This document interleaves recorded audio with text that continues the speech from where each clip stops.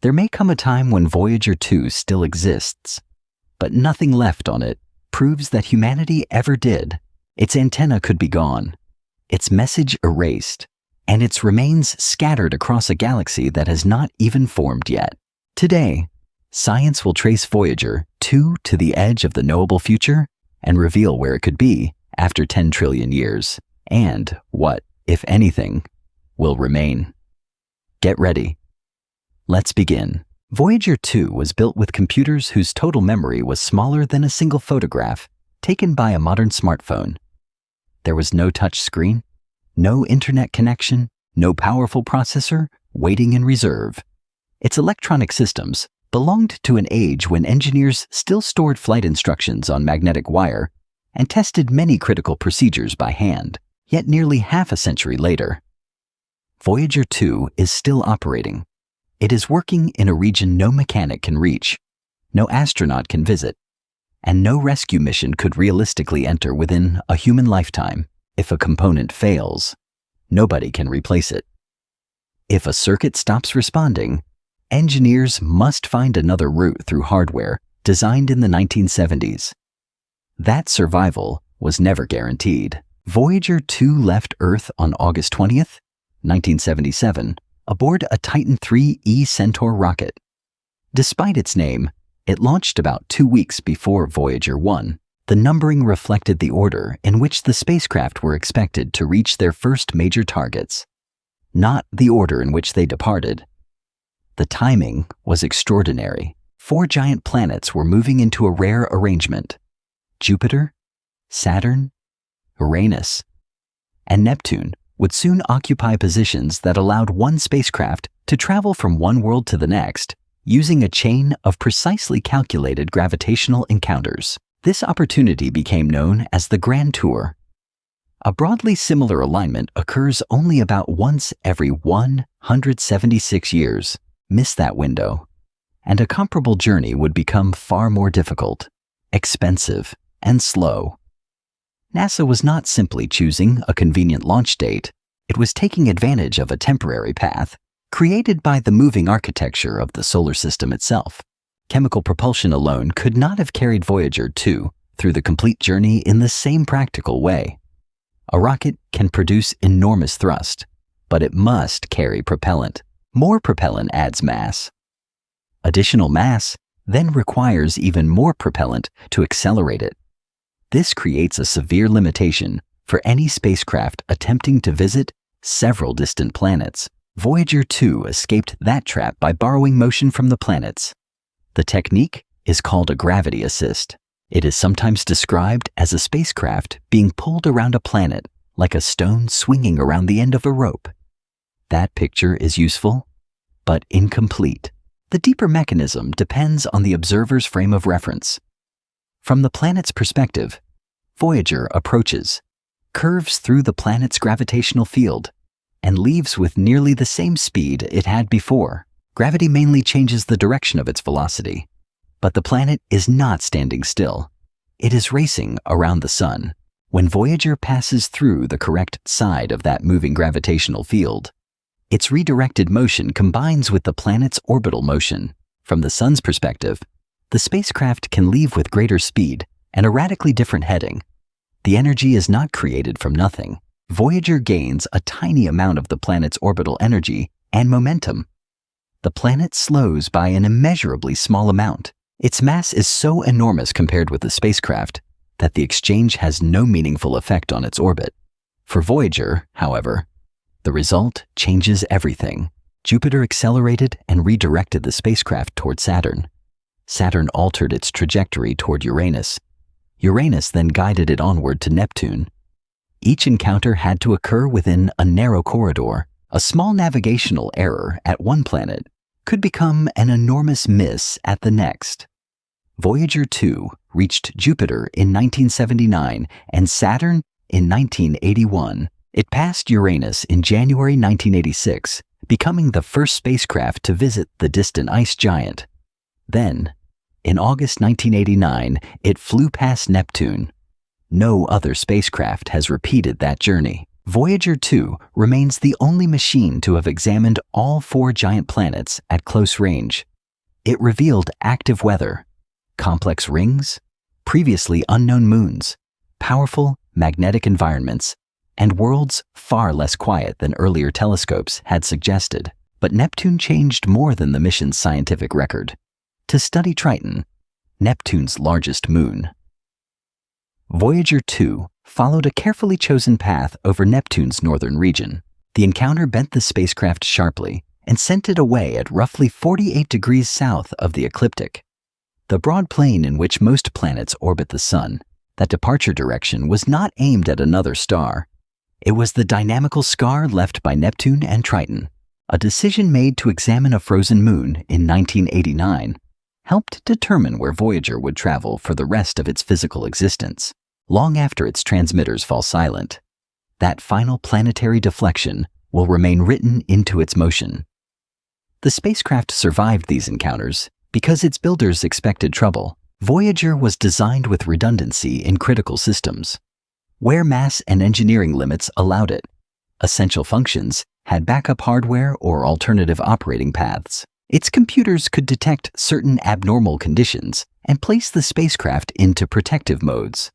These systems were primitive by modern standards, but they were disciplined. A modern device often depends on frequent updates, cloud services, and replacement components. Voyager had to be different. Its hardware could never return to a laboratory. Engineers had to build a machine that could protect itself during long periods when Earth could not react quickly. Commands also had to respect permanent physical limits. Voyager's processors could not be replaced with faster ones. Its memory could not be expanded by installing a new module. Engineers could modify portions of flight software and change operating procedures, but every solution had to fit inside the same aging electronics.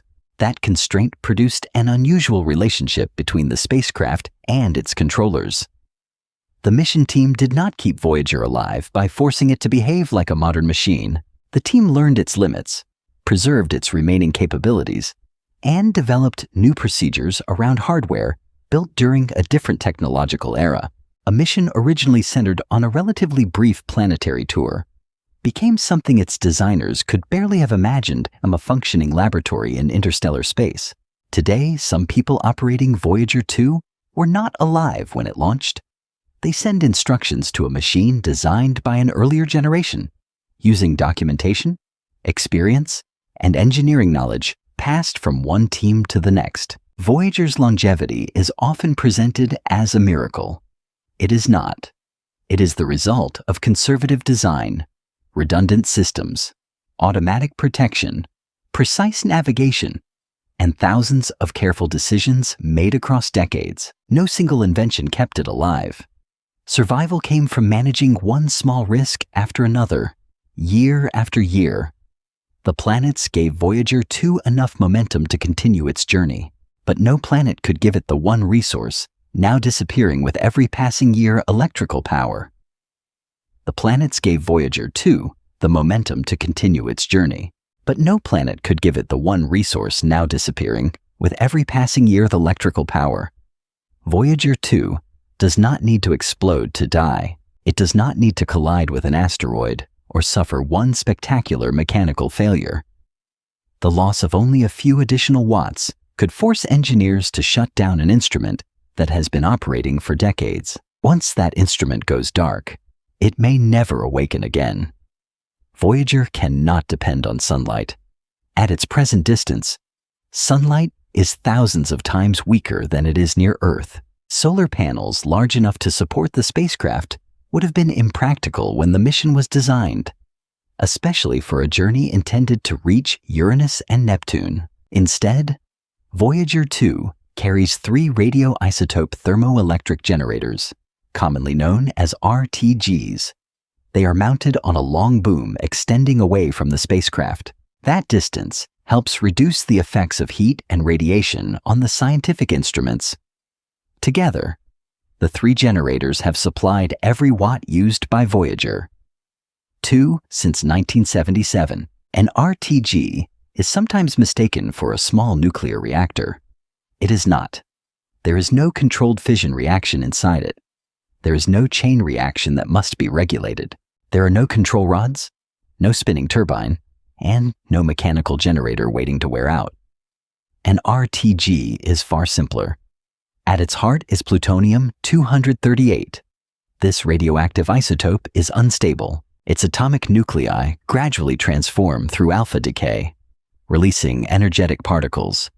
Those particles are absorbed by the surrounding material, and their energy becomes heat.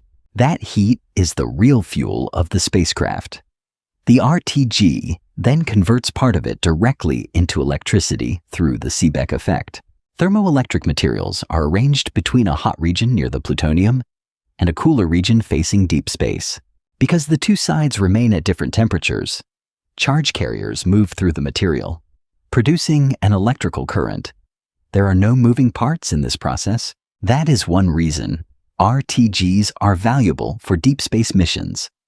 A turbine would require bearings, lubrication, and a complex mechanical system capable of surviving for decades. A thermoelectric generator simply sits there, continuously turning a small fraction of heat into electricity. Simple, however, does not mean permanent. When Voyager 2 launched, its 3 RTGs produced about 470 watts of electrical power. That was already modest. It was less power than many household appliances consume today. By 2023, the available output on each Voyager had fallen to roughly 225 watts. The decline continues at about 4 watts every year. Part of that loss comes from plutonium-238 itself. The isotope has a half-life of approximately 87.7 years. After that period, half of the original plutonium nuclei will remain undecayed, and the thermal output will be lower. But radioactive decay is not the only problem. The thermoelectric couples that convert heat into electricity also deteriorate. Decades of extreme temperature differences, radiation exposure, and material aging reduce their conversion efficiency. The plutonium continues producing heat, but the generators become less effective at turning that heat into usable electrical power. These two processes happen together. The heat source weakens, the conversion system ages, and Voyager's electrical budget becomes smaller every year. 4 watts would mean almost nothing in an ordinary American home. It could power a small LED bulb. It would barely appear on a monthly utility bill. On Voyager 2, 4 watts can decide whether a scientific instrument survives. It can also determine whether a heater remains active, whether a computer stays within its safe operating temperature, or whether the spacecraft preserves enough reserve power to recover from an unexpected fault. This creates one of the most difficult engineering problems in the mission. The team calls it power margin management. Engineers must estimate the minimum amount of power required to keep essential spacecraft systems operating. They track the output of the RTGs, the electrical demand of each instrument, the needs of the telecommunication system, and the temperature limits of vulnerable components. Then they search for something else to turn off. At first, the sacrifices were easier. Equipment used during the planetary encounters was no longer necessary. Cameras that had photographed the outer planets could be powered down. Heaters protecting components that appeared capable of surviving at lower temperatures could be disabled. Each decision recovered a small amount of power. But after nearly half a century, the easy choices are gone. Every remaining load serves a purpose. Turning one off may save several watts, but it also removes a capability that can never be restored with certainty. The team must balance the value of science today against the possibility of keeping the spacecraft alive tomorrow.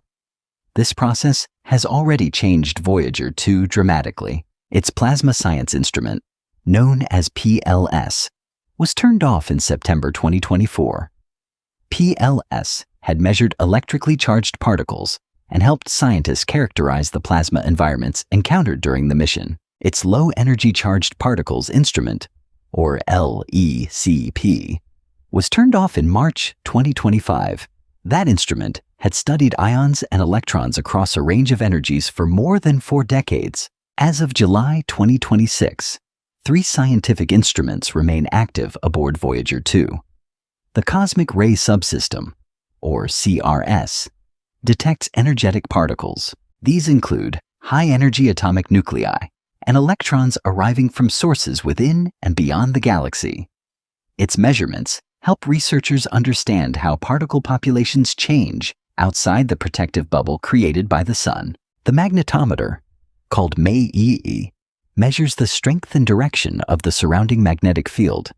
Because the instrument sits on a long boom, it can reduce interference from electrical activity inside the spacecraft. Its data reveal how the interstellar magnetic field behaves. As Voyager moves through a region no other operating probe has directly sampled, the Plasma Wave Subsystem, or PWS, listens for oscillations in electric fields associated with plasma.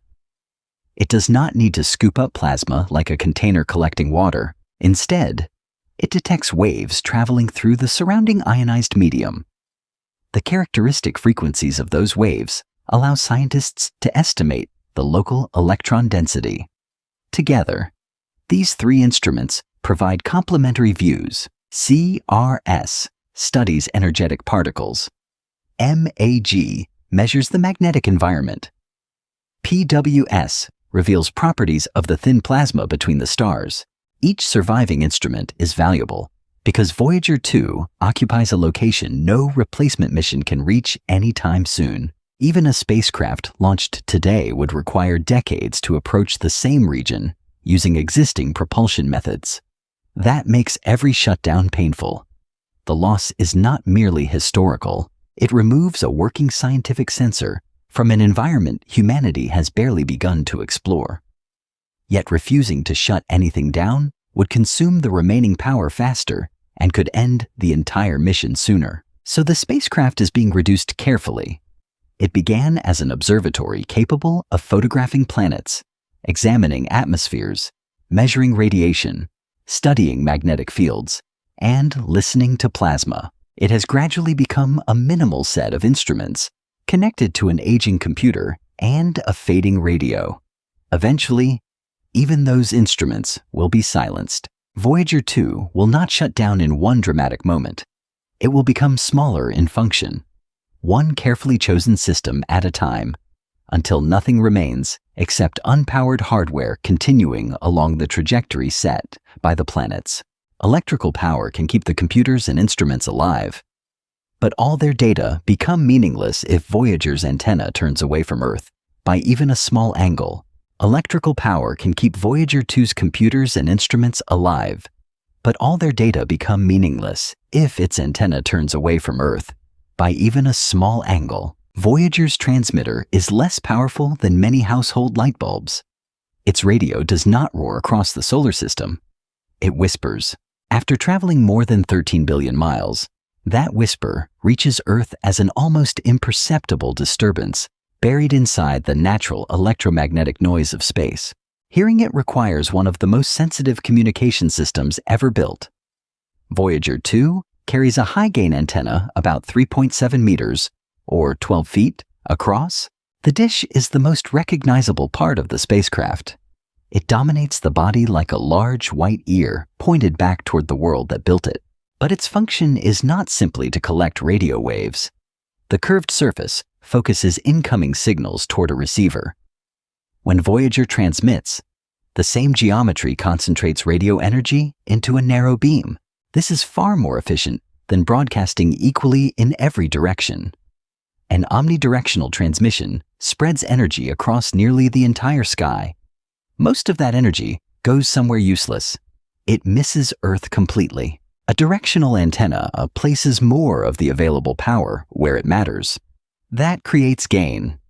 The antenna does not manufacture additional energy. It shapes the energy Voyager already has, concentrating it into a smaller region of space. The result is a stronger signal along the direction of Earth and a much weaker signal elsewhere. Even this focused beam grows wider as it travels. Radio waves obey the same basic geometry as other forms of electromagnetic radiation. As the wave moves outward, its energy spreads across an expanding area. The transmitted power remains finite, but the area it must cover becomes enormous. This process produces free space path loss. The phrase sounds as though empty space is absorbing the signal. That is not what happens. The dominant problem is geometric spreading. A receiver on Earth captures only a tiny fraction of the radio energy that has expanded across billions of miles. Doubling the distance does more than double the difficulty.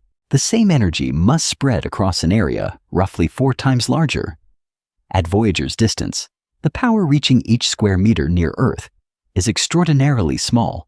The signal also crosses an active electromagnetic environment, charged particles, plasma, natural radio sources, Earth's atmosphere, the electronics in the receiving system, and even the thermal motion of matter contribute noise. The spacecraft's transmission arrives as one structured pattern hidden inside that background. Distance, therefore, does not merely make the message late. It makes the message weak. It makes individual bits harder to distinguish.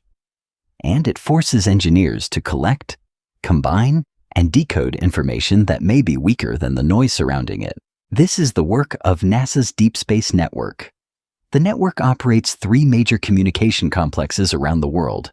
One is near Goldstone in California. Another is near Madrid in Spain. The third is near Canberra in Australia. They are separated by roughly 120 degrees of longitude. That arrangement is deliberate. Earth rotates constantly, carrying each station away from a spacecraft and bringing another station into view. With 3 sites distributed around the planet, the network can maintain contact with distant missions without requiring one antenna to see through Earth itself. For many spacecraft, responsibility can pass from one complex to another as the planet turns. Voyager 2 is more demanding. After its Neptune encounter in 1989, the spacecraft departed at a steep angle below the ecliptic plane. Its path carried it far into the southern celestial sky. That geometry makes the Canberra complex especially important. The critical instrument there is Deep Space Station 43, or DSS-43. Its dish is 70 meters across. The structure is wider than the wingspan of many large aircraft. Its immense collecting surface can gather radio energy that would be undetectable to a smaller antenna. Powerful transmitters also allow it to send commands across the same interplanetary gulf. For many essential Voyager 2 operations, DSS-43 is the only deep space network antenna with the necessary combination of southern visibility, receiving sensitivity, and transmission capability that makes the communication chain remarkably fragile. An aging spacecraft beyond the planets depends heavily on one enormous dish in Australia. Maintenance on that antenna can interrupt command capability. Equipment upgrades must consider a spacecraft whose communication standards were defined before the modern internet existed. The success of each connection is evaluated through a link budget. A link budget accounts for every major gain and loss between transmitter and receiver.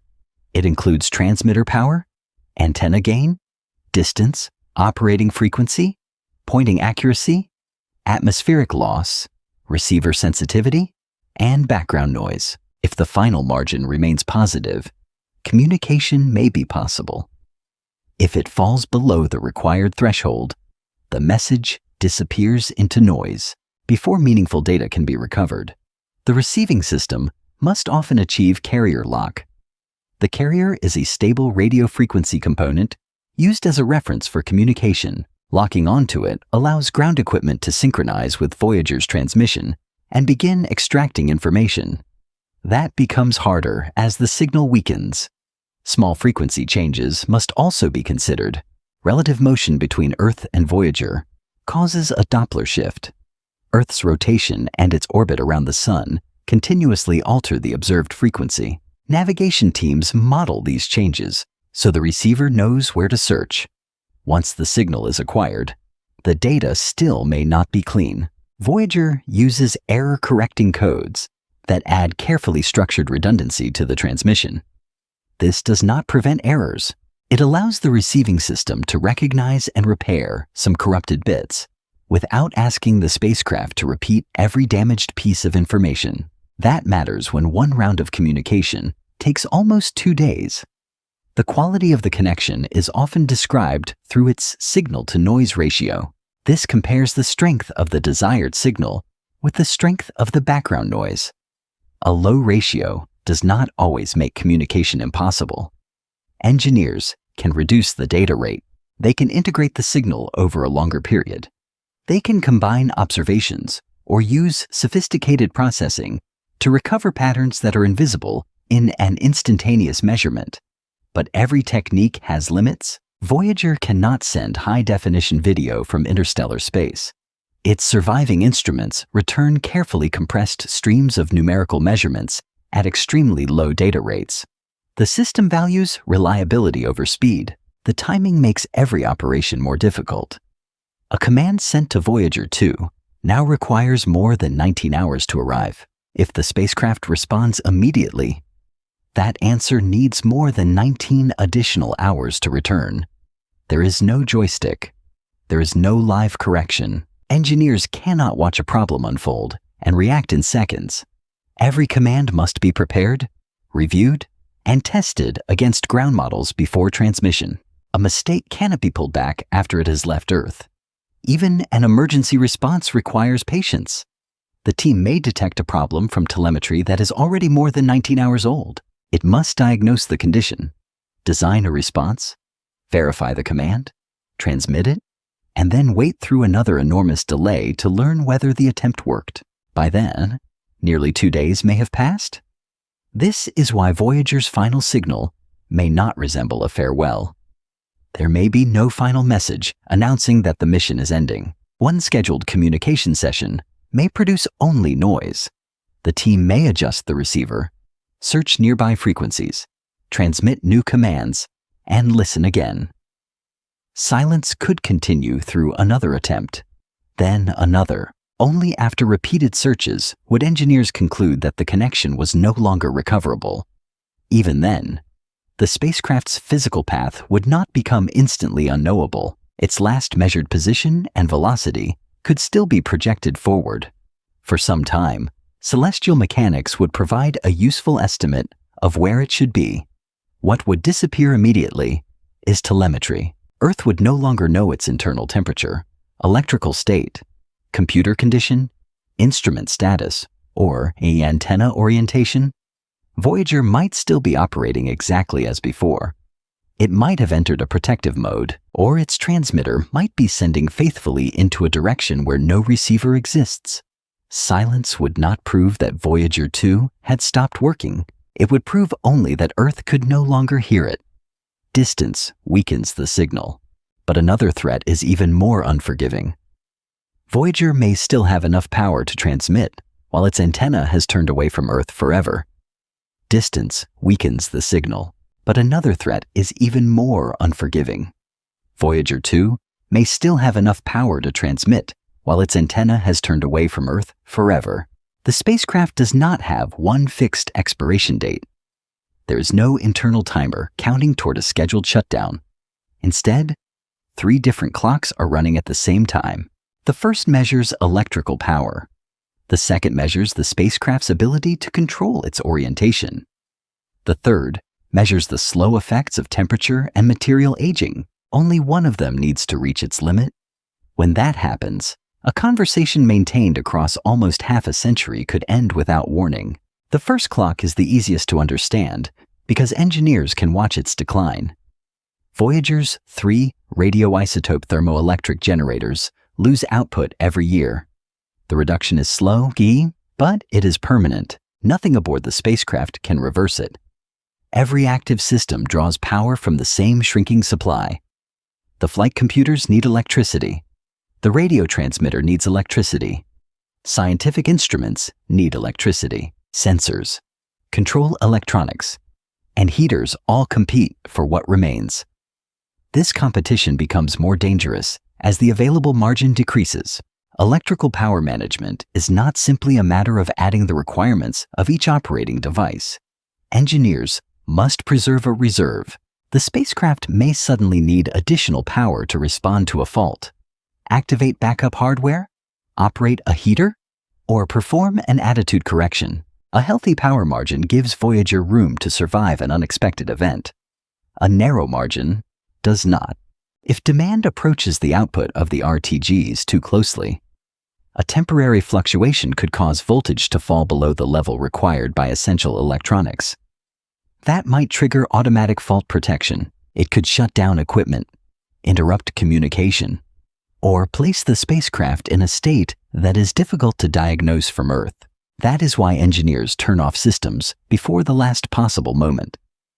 Each shutdown releases several watts and creates breathing room for the components still operating. But the protection is temporary. The RTGs continue to fade. Eventually, the new margin also disappears. The first clock can be slowed. It cannot be stopped.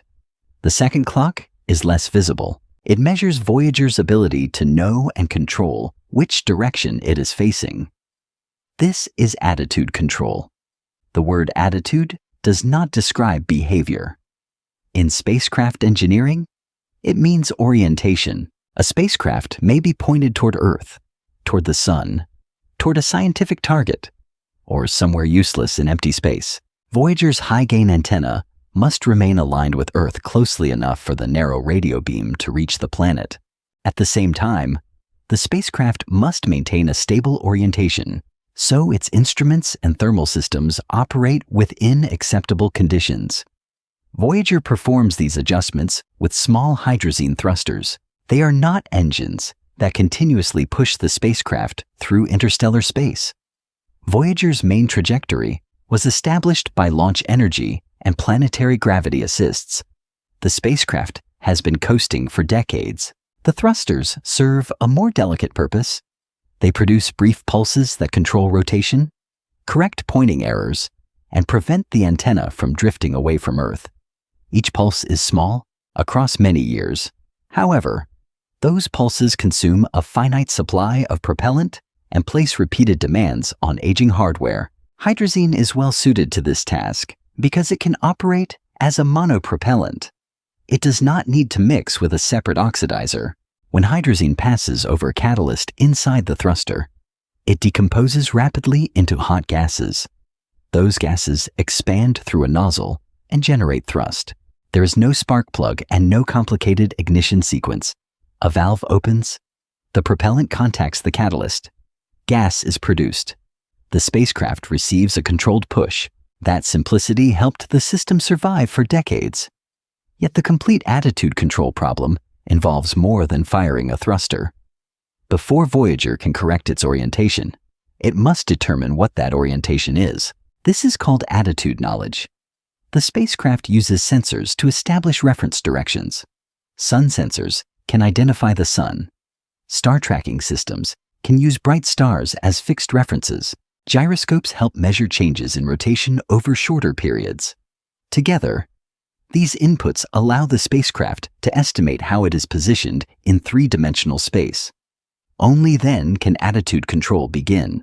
The computers compare the estimated orientation with the desired orientation. If the difference becomes too large, they calculate which thrusters should fire and for how long. A sequence of tiny pulses then pushes the spacecraft back toward the correct pointing direction. Attitude knowledge answers one question. Which way is the spacecraft facing? Attitude control answers the next. How can it be turned back to where it should face? Both functions must work. A healthy thruster system cannot correct an error the spacecraft cannot measure. Accurate sensors cannot preserve communication if the thrusters can no longer respond. The required precision is severe. Earth appears extremely small from Voyager's distance. The radio beam is not as narrow as a laser, but it is narrow enough that a pointing error can reduce the received signal dramatically. If the antenna drifts beyond the usable beam width, Voyager may continue transmitting while its signal passes beside Earth. Nothing on the spacecraft would necessarily appear broken. The transmitter could still operate. The computers could still execute commands already stored in memory. The remaining instruments could continue collecting data, but the communication link would be gone. Propellant is not the only concern. Hydrazine must travel through lines, valves, and small internal passages before reaching the thrusters. These components must remain within workable temperature limits. That leads to the third clock. Temperature and material aging are harder to predict because they do not decline as neatly as electrical output. A component can survive below its original design limit for years, then fail after one more thermal cycle. Another may continue working despite radiation exposure far beyond its expected lifetime. Deep space does not freeze a spacecraft instantly. Temperature in a vacuum behaves differently from temperature in air. There is almost no surrounding matter to carry heat away through convection. Voyager loses heat, mainly by radiating infrared energy into space. Heat also moves through the spacecraft by conduction, passing along structural members, cables, pipes, and instrument mounts. Several factors, therefore, determine the temperature of each component. The RTGs still release substantial heat even as their electrical output declines. Operating electronics produce additional warmth. Structural pathways carry some of that heat from one region to another. Exterior surfaces radiate energy away. Small electrical heaters protect selected components when passive warmth is not enough. The balance is delicate. Turning off a heater saves valuable electrical power.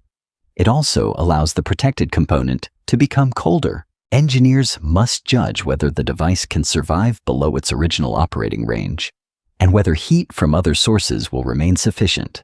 This creates a cruel connection between the first and third clocks. Saving power can accelerate thermal risk. Running heaters can preserve temperature while exhausting the electrical margin faster. Hydrazine lines are among the systems that must remain usable. If propellant becomes too cold, its behavior changes. A valve may not operate as expected. A line or seal may become vulnerable. If a fuel remains in the tank, the spacecraft could lose access to it. Other materials are aging as well.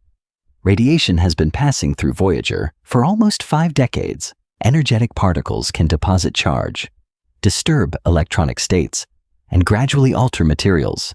Insulation can become brittle. Electrical contacts can degrade. Capacitors, sensors, amplifiers, and switching components are operating far beyond the lifetime their designers could confidently test. Redundancy helps only while backup hardware remains functional. A dormant backup may age more slowly than an active component, but it does not exist outside time. It shares the same radiation environment, thermal history, and physical structure. No engineer can say which clock will stop first. Power may decline below the level needed to operate the transmitter. Attitude control may fail while electricity remains. A thermal limit may be crossed. An electronic component may suddenly stop responding after surviving billions of operating cycles. NASA may be able to preserve some scientific activity into the 2030s if no unexpected failure intervenes. That final condition matters. The last signal is not attached to a confirmed date. It exists inside a window of probability shaped by power, propellant, temperature, communication performance, and the uncertain health of ancient electronics. Each watt saved can purchase more time. No watt can purchase immortality. When the first clock reaches 0, Voyager 2 will leave the schedule of human operations, but it still will not have left the enormous domain that the Sun controls through gravity. When the first clock reaches 0, Voyager 2 will leave the schedule of human operations, but it still will not have left the enormous domain that the Sun controls through gravity. That statement sounds contradictory. NASA announced that Voyager 2 entered interstellar space in 2018. The spacecraft crossed a boundary no operating probe had crossed before, except Voyager 1. Its instruments began directly sampling the plasma and magnetic environment outside the protective bubble created by the Sun. Yet Voyager 2 may need tens of thousands of years to pass through the most distant region of material, still loosely associated with the solar system. Both statements can be true. The confusion comes from treating the solar system as though it has one clear edge. It does not. Different physical processes create different boundaries. and those boundaries lie at radically different distances. The first is the termination shock. The sun continuously releases a flow of charged particles called the solar wind. This plasma streams away in every direction, carrying part of the sun's magnetic field with it. Near Earth, the solar wind commonly travels at hundreds of kilometers per second. It moves faster than disturbances can propagate backward through the plasma. In that technical sense, the flow is supersonic. The word does not refer to the speed of sound in Earth's atmosphere. In a plasma, information travels through several kinds of pressure and magnetic disturbances. Scientists therefore compare the solar wind with characteristic wave speeds inside the ionized material. As the solar wind expands, it becomes thinner. It also begins encountering pressure from the surrounding interstellar medium. Eventually, the outward flow can no longer maintain its original supersonic state. It slows abruptly. That transition is the termination shock. Voyager 2 crossed it in 2007 at a distance of approximately 84 astronomical units from the Sun. 1 astronomical unit, or AU, is the average distance between Earth and the Sun, about 93 million miles. At 84 astronomical units, the spacecraft was already far beyond Neptune, but it had not entered undisturbed interstellar space. Beyond the termination shock lies the heliosheath. In this region, the solar wind continues moving outward, but it has slowed, heated, and become compressed. The plasma remains influenced by the Sun, although its behavior is increasingly shaped by the pressure of the interstellar environment. The heliosheath is turbulent and asymmetric. The Sun moves through the local interstellar medium, rather than resting inside it. Solar activity changes over an approximately 11-year cycle. The density and magnetic properties of the surrounding material also vary. The result is not a perfectly spherical bubble. Its shape is dynamic. Farther outward lies the second major boundary, the heliopause. The heliopause marks the transition between plasma dominated by the solar wind and plasma belonging to the local interstellar medium. It forms where the outward influence of solar plasma can no longer push aside the material between the stars. Voyager 2 crossed this boundary on November 5, 2018, at about 119 astronomical units from the Sun. Scientists did not identify the crossing by looking through a camera. There was no visible wall. The conclusion came from simultaneous changes recorded by several instruments. The spacecraft observed a sharp decline in particles associated with the heliosphere. At nearly the same time, it detected an increase in galactic cosmic rays arriving from outside. Plasma measurements and magnetic field observations helped confirm that Voyager had entered a different physical environment. The crossing revealed something important. The heliopause is not a solid shell. Voyager did not break through a surface like a submarine rising through ice. It passed through a boundary in pressure, particle populations, and magnetic conditions. That boundary can move. Changes in the solar wind travel outward for months before reaching the edge of the heliosphere. When they arrive, they can push or reshape the heliopause. Variations in the interstellar medium can also affect its location. Voyager 1 crossed the heliopause at a different distance and in a different direction. That difference does not mean one measurement was wrong. It reflects the complex geometry of the Sun's interaction with the galaxy around it.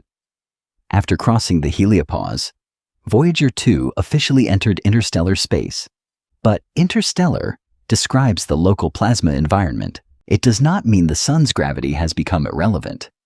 This leads to the third boundary, which is far larger and much less sharply defined.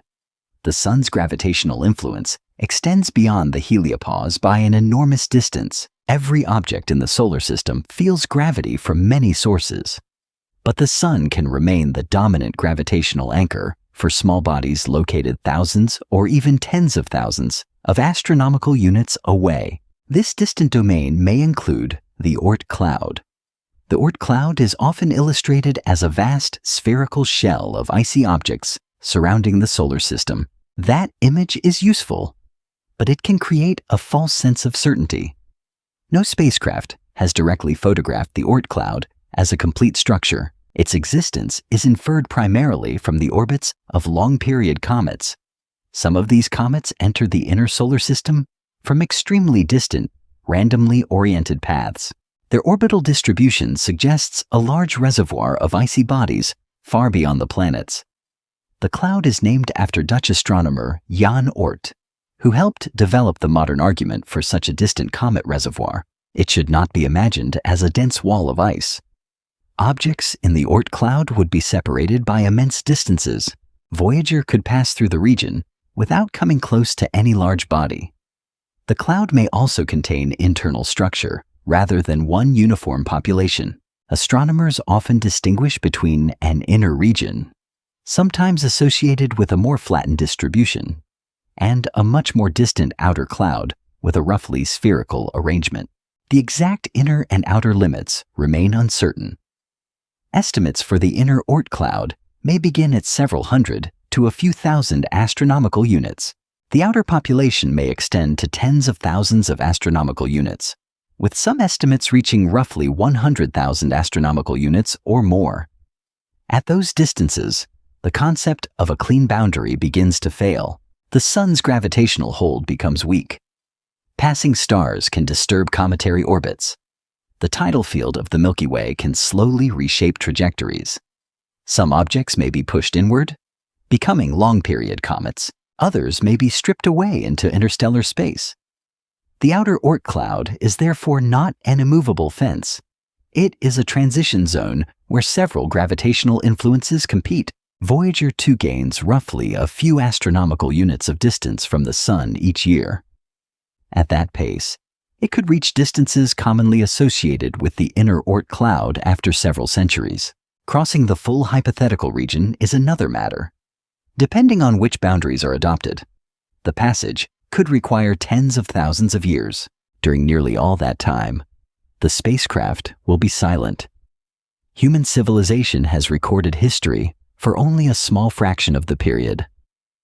Voyager may spend traveling through the Sun's distant comet reservoir. Its trajectory during the earlier portion of that journey can still be predicted reasonably well.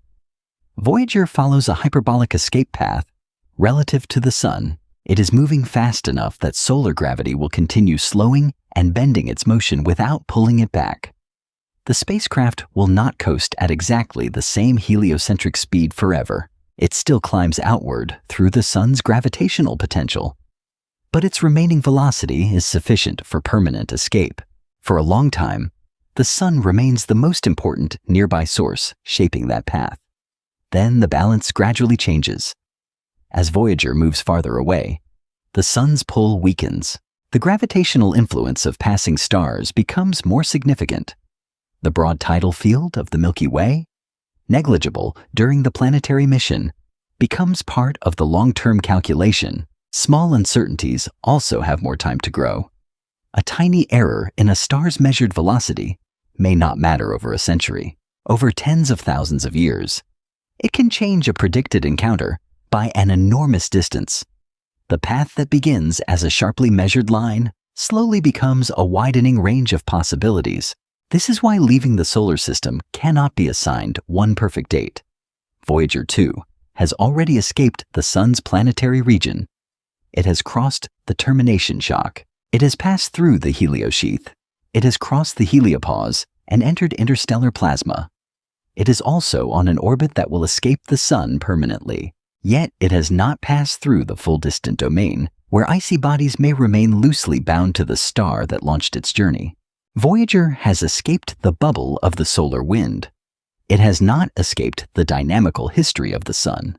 Beyond the Oort Cloud, the Sun will no longer be the only significant gravitational voice. Voyager is approaching a galaxy in which every star is moving, and no future encounter will mean what its name appears to promise. Beyond the Oort Cloud, the Sun will no longer be the only significant gravitational voice. Voyager 2 is approaching a galaxy in which every star is moving, and no future encounter will mean what its name appears to promise. Around 40,000 years from now, Voyager 2 is expected to pass Ross 248, a faint red dwarf currently located about 10 light-years from the Sun. It is often described as the first star Voyager 2 will reach. That description is wrong. The spacecraft will not reach Ross 248. It will not enter the star's planetary system. It will not become one of its satellites. At the predicted point of closest approach, Voyager may still be about 1.7 light-years away. That is close only by the extraordinary standards of interstellar space. Ross 248 is a red dwarf in the constellation Andromeda. It is far smaller, cooler, and dimmer than the Sun. Its visible light is so faint that it cannot be seen with the unaided human eye. Despite being one of the relatively nearby stars, red dwarfs are the most common type of star in the Milky Way. They burn hydrogen slowly. Their low mass produces lower pressure and temperature in their cores, reducing the rate of nuclear fusion. That efficiency gives many red dwarfs lifetimes far longer than the current age of the universe. Ross 248 is not remarkable because of its brightness. It is remarkable because of its motion. Astronomers observe a relatively large proper motion as the star changes position across the sky. Proper motion does not reveal the star's complete velocity, but it shows that Ross 248 is moving noticeably. Relative to more distant background objects, it is also approaching the solar neighborhood. Tens of thousands of years from now, Ross 248 may become one of the closest stars to the Sun. Some projections indicate that it could temporarily move closer than Proxima Centauri before receding again. This does not mean Ross 248 is heading toward Voyager. Both objects are following independent paths. Voyager 2 is moving away from the Sun along the trajectory inherited from its encounters with the giant planets. Ross 248 is moving around the Milky Way under the influence of the galaxy's gravitational field. Their paths were not coordinated. No engineer selected Ross 248 as a destination. No propulsion maneuver redirected Voyager toward it. The encounter occurs only because two moving objects are expected to occupy the same broad region of the galaxy at roughly the same time. The phrase "closest approach" describes the moment when the distance between their predicted trajectories reaches a minimum. It does not describe an arrival. Current estimates commonly place this minimum roughly 40,000 years in the future, at a separation near 1.7 light-years. The precise numbers vary with the stellar data and the dynamical model used to project both objects forward. That uncertainty matters. 40,000 years is long enough for small errors in measured position or velocity to become large errors in predicted location. The quoted distance should therefore be treated as a current best estimate, not a fixed appointment written into the future. Even if the estimate proves accurate, 1.7 light-years is an enormous distance. 1 light-year is the distance light travels in 1 year, nearly 6 trillion miles. A separation of 1.7 light-years approaches 10 trillion miles. Voyager 2 has spent nearly half a century traveling a little more than 13 billion miles from Earth. That achievement made it one of the most distant functioning machines ever built. But 13 billion miles is still only a tiny fraction of 1.7 light-years. At Voyager's current interstellar speed, crossing a gap of that size would require tens of thousands of additional years. Ross 248 could therefore be described as nearby, while remaining farther away than the spacecraft could traverse across the recorded history of civilization many times over. For very different events are often blended together when distant spacecraft are discussed. The first is a passage measured in light-years. A star and a spacecraft move through the same general stellar neighborhood, but no close physical interaction occurs. Their gravitational influence on each other remains limited, and the spacecraft never enters the star's immediate system. This is what is expected with Ross 248. The second event is entry into the outer region of a planetary system. There is no universally sharp edge around another star. A distant comet cloud, if one exists, could extend far beyond its planets. Even so, entering such a structure would require a much closer approach than 1.7 light-years in most plausible interpretations. The third event is gravitational capture. For Voyager to become a permanent satellite of Ross 248, it would need to lose enough energy relative to the star. Gravity alone can bend a trajectory.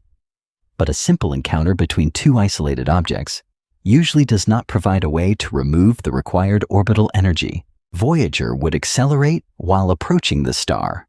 It would then decelerate while moving away. In an ideal two-body interaction, the outbound speed at a great distance would closely match the inbound speed. The direction might change, but the spacecraft would remain unbound. Permanent capture generally requires an additional mechanism. A third body could exchange energy with the spacecraft. Passage through gas or dust could create drag. Although the interstellar environment is far too thin for this to help Voyager at such a distance, a collision or tidal interaction could dissipate energy. But neither is remotely expected in the Ross 248 passage. Without energy loss, Ross 248 cannot simply grab Voyager and keep it. The fourth event is a collision.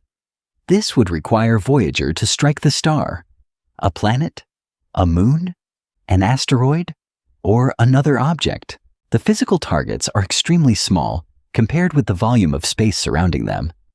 At a separation of 1.7 light-years, collision is not merely unlikely. Voyager remains vastly outside any region where such an event would be relevant. Ross 248 may still affect the spacecraft gravitationally in an extremely small way. Every mass produces a gravitational field, but at the predicted distance, the effect would be weak and would occur alongside the influence of many other stars and the Milky Way itself. Nothing dramatic would happen on board. No alarm would sound. No instrument would necessarily remain active to record the event. Ross 248 would slowly brighten in the spacecraft's sky as the distance decreased. It would reach a maximum apparent brightness, then gradually fade as the two trajectories separated. The entire passage would unfold across thousands of years. There would be no single moment resembling arrival. The encounter is valuable because it corrects a familiar misunderstanding. Interstellar space is not a landscape filled with nearby destinations. A spacecraft can travel for tens of thousands of years and still miss a star by nearly 10 trillion miles. Voyager's route is not a chain of planned stops. It is a trajectory filled with coincidences. The same planetary encounters that allowed Voyager 2 to visit Uranus and Neptune sent it into a particular region of the southern sky. Ross 248 happens to be moving through the stellar neighborhood in a way that brings its future path relatively near that line. Neither object knows the other exists. Neither changes course intentionally. They simply pass. The word near survives only because the galaxy is so empty that a separation of 1.7 light-years becomes noteworthy. Yet that distance is still large enough that Voyager would need tens of thousands of years to cross it. The figure of 1.7 light-years sounds impressively precise, but that precision depends on measuring the motion of a faint star today and extending that measurement 40,000 years into the future. The figure of 1.7 light-years sounds impressively precise, but that precision depends on measuring the motion of a faint star today and extending that measurement 40,000 years into the future. If the measured velocity of Ross 248 is wrong by even a small amount, its predicted position can shift by trillions of miles across such an enormous interval. This does not make the forecast useless. It reveals what every serious prediction must contain uncertainty. To describe the motion of an object through space, astronomers need 6 basic quantities. Together, they define what physicists call its phase space state. 3 quantities describe position. An object must be located along 3 spatial dimensions. A flat map is not enough.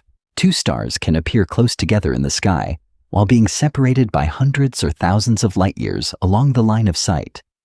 The other 3 quantities describe velocity. The object may be moving in 3 independent spatial directions. Knowing where a star is located without knowing how it is moving provides only a snapshot. Predicting its future requires both. Voyager's 6 quantities are known unusually well. Engineers have tracked its radio signal for decades. Timing, ranging, Doppler measurements, and spacecraft navigation models constrain its position and velocity. Even Voyager's trajectory contains some uncertainty. But it begins from an extensive record of direct tracking. Ross 248 is different. The star does not transmit engineering telemetry. Astronomers must reconstruct its motion from light that has crossed interstellar space. The first major measurement is parallax. Earth changes position as it orbits the Sun. A nearby star therefore appears to shift slightly against more distant background sources when observed from different points in Earth's orbit.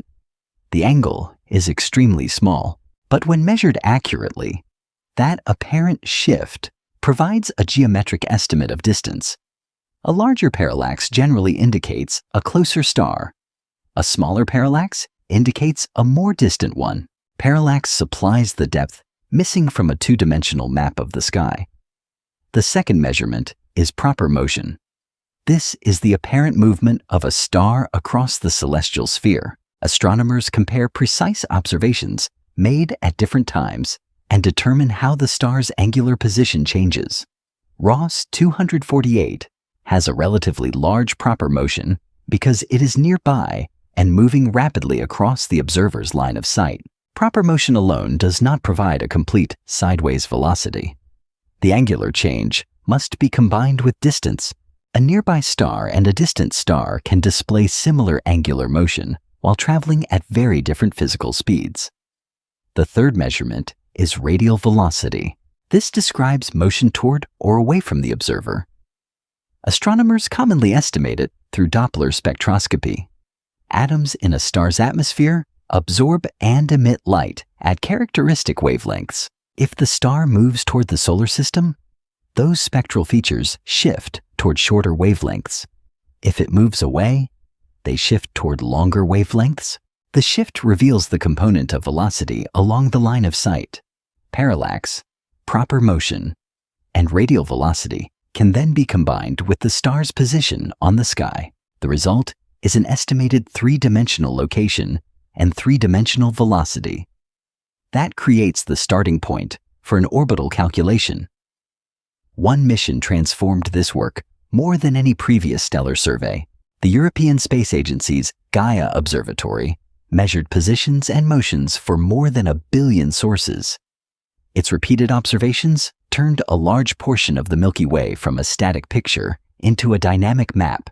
Gaia does not merely record where stars appear. It measures how they shift.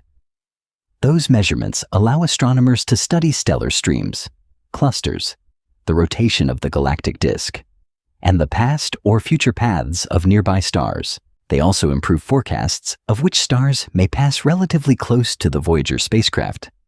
But Gaia does not eliminate uncertainty. Every measurement has a finite precision. Parallax can be affected by instrumental limitations, the star's brightness, crowding by neighboring sources, and the behavior of the source itself.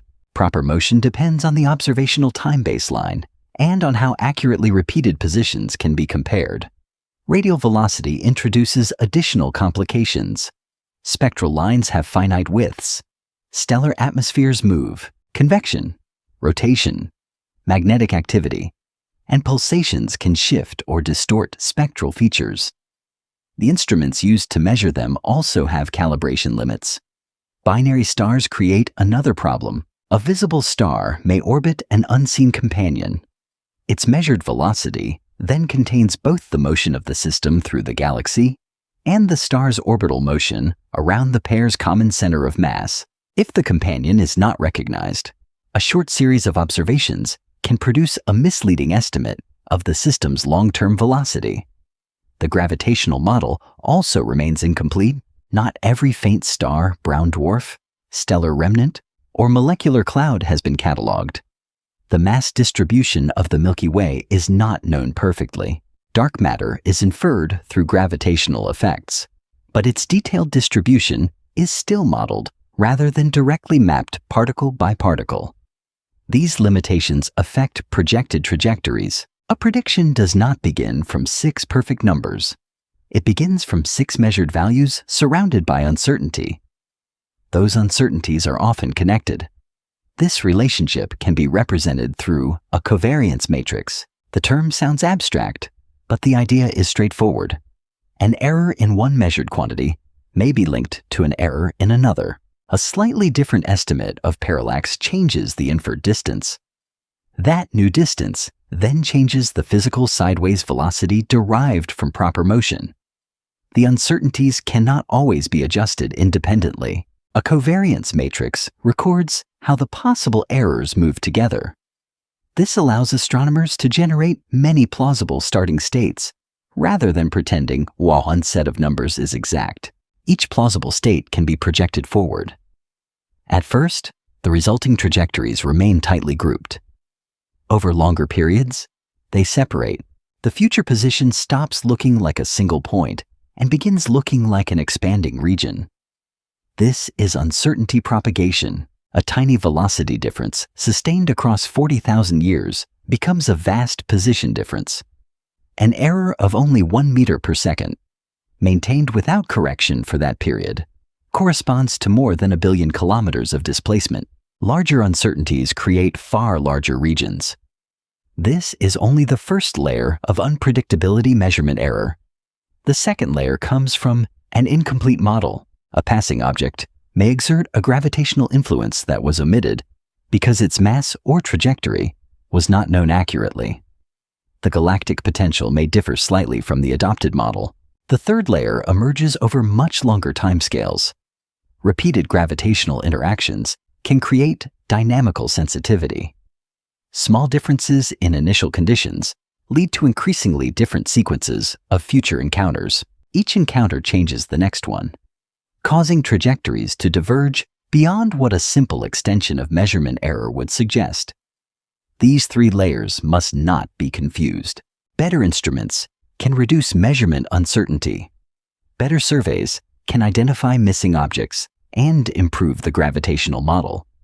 But no catalog can provide infinite precision, and no observation made today can record interactions that have not yet occurred. The Ross 248 prediction therefore remains scientifically meaningful. It identifies a likely close passage based on the best available measurements and accepted physics. It gives a useful timescale and a plausible minimum distance. It is not a fixed appointment. Future Gaia data releases, improved radial velocity measurements, or newly identified companions could revise the date. They could move the predicted distance inward or outward. More complete stellar catalogs could even change the list of stars expected to pass Voyager most closely. That is not a failure. Scientific honesty requires a prediction to include the conditions under which it remains valid. Error bars do not weaken a result. They show how far the result can be trusted. Uncertainty will blur Voyager's future passages near individual stars. But after the spacecraft escapes the Sun, a larger truth emerges. Voyager is not leaving the Milky Way. It is beginning to orbit the galaxy alongside hundreds of billions of stars. Uncertainty will blur Voyager's future passages near individual stars. But after the spacecraft escapes the Sun, a larger truth emerges. Voyager is not leaving the Milky Way. It is beginning to orbit the galaxy alongside hundreds of billions of stars. Voyager 2 is traveling away from the Sun at roughly 15 kilometers per second. That is fast enough to cross the continental United States in a few minutes. It is fast enough to escape the Sun permanently. Yet it is nowhere near fast enough to escape the Milky Way from the region where the solar system resides. The apparent contradiction comes from the choice of reference frame. A speed is never complete until it identifies what the object is moving relative to. Voyager's outward speed is normally stated relative to the Sun, but the Sun is not stationary. The entire solar system is moving around the center of the Milky Way at more than 200 kilometers per second. Voyager inherited nearly all that galactic motion before it ever left Earth. The spacecraft did not begin from rest at the center of the galaxy. It began on a moving planet, circling a moving star, inside a rotating galactic disk. Its launch and planetary gravity assists added a comparatively small velocity to the much larger motion it already shared with the solar system. This changes the shape of its future. Popular illustrations often show Voyager traveling along a straight line into an endless black distance. That picture works over the scale of the outer solar system. It fails over hundreds of millions of years. From the perspective of the Milky Way, Voyager is not moving straight toward the edge of the galaxy. It is falling around the galactic center. The gravitational field responsible for that motion does not come from one central object. The Milky Way is not a larger version of the solar system, with all its mass concentrated in the middle. Its gravitational potential is built from several overlapping components. At the center lies the galactic bulge, a dense concentration of old stars surrounding the region that contains the supermassive black hole Sagittarius A star. That black hole has a mass of about 4 million suns. It dominates gravity very close to the galactic center, but it does not control the solar system's orbit by itself. At a distance of roughly 26,000 light-years, the combined mass of the galaxy matters far more. The stellar disk contains a large fraction of the Milky Way's visible stars. It is broad, thin, and structured into spiral features. The Sun and Voyager occupy this disk region. Although Voyager's motion will carry it above and below the central plane over time, a gaseous disk overlaps the stars. It contains atomic gas, ionized material, molecular clouds, dust, and the raw material for future star formation. Its mass distribution contributes to the galactic gravitational field and introduces local irregularities. Beyond the bright disk lies the stellar halo. This sparse, extended population includes old stars and globular clusters moving on orbits that can be steeply inclined relative to the galactic plane. Farther still is the dark matter halo. Dark matter does not emit or absorb light in the ordinary way, but its gravity is inferred from the motion of stars, gas, satellite galaxies, and other tracers. The halo is believed to contain much of the Milky Way's total mass and extends far beyond the visible disk. All these components combine to create the galactic potential. That potential determines the broad shape of Voyager's motion. The spacecraft follows the curvature of spacetime produced by the galaxy's distributed mass, just as the planets follow the much more localized gravitational influence of the Sun. The solar system completes one orbit around the Milky Way in approximately 225 to 250 million years. Voyager's orbital period is likely to remain within the same general order of magnitude, especially during the earlier part of its galactic future, but it will not precisely follow the Sun. The spacecraft has a different position and velocity. Its departure below the ecliptic does not translate directly into a departure below the galactic disk, because the ecliptic and galactic planes are tilted relative to each other. Even so, the additional velocity inherited from its planetary encounters changes its galactic orbit slightly. Over one revolution, that small difference becomes enormous. Voyager may eventually return to a similar distance from the galactic center. It will not return to the same physical location. The Sun will have moved. Nearby stars will have moved. The spiral pattern will have evolved. Any point that might be called the spacecraft's starting position will no longer contain the solar system in its present form. This is the difference between orbital recurrence and returning home. A galactic orbit is also not a perfect circle. The gravitational field varies with distance and direction. Stars and other objects can oscillate inward and outward as they orbit. They can also move above and below the galactic plane. One useful description is epicyclic motion. In this approximation, an object follows a guiding center around the galaxy while tracing smaller oscillations around that average path. The result resembles a looping or wavering motion superimposed on the larger galactic revolution. Voyager's galactocentric radius may therefore increase and decrease over time. Its vertical position may oscillate through the disk. Each passage through the denser galactic plane exposes it to a different population of stars, gas, dust, and molecular clouds. The orbit can also respond to structures that are not perfectly axisymmetric. The Milky Way contains a central bar, an elongated concentration of stars rotating through its inner region.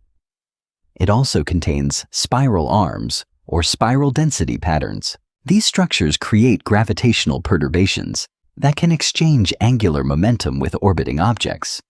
Voyager is tiny, but gravity does not care whether an object is a star, a planet, or an abandoned spacecraft. If the mass is negligible compared with the galaxy, it behaves as a test particle moving through the same gravitational landscape.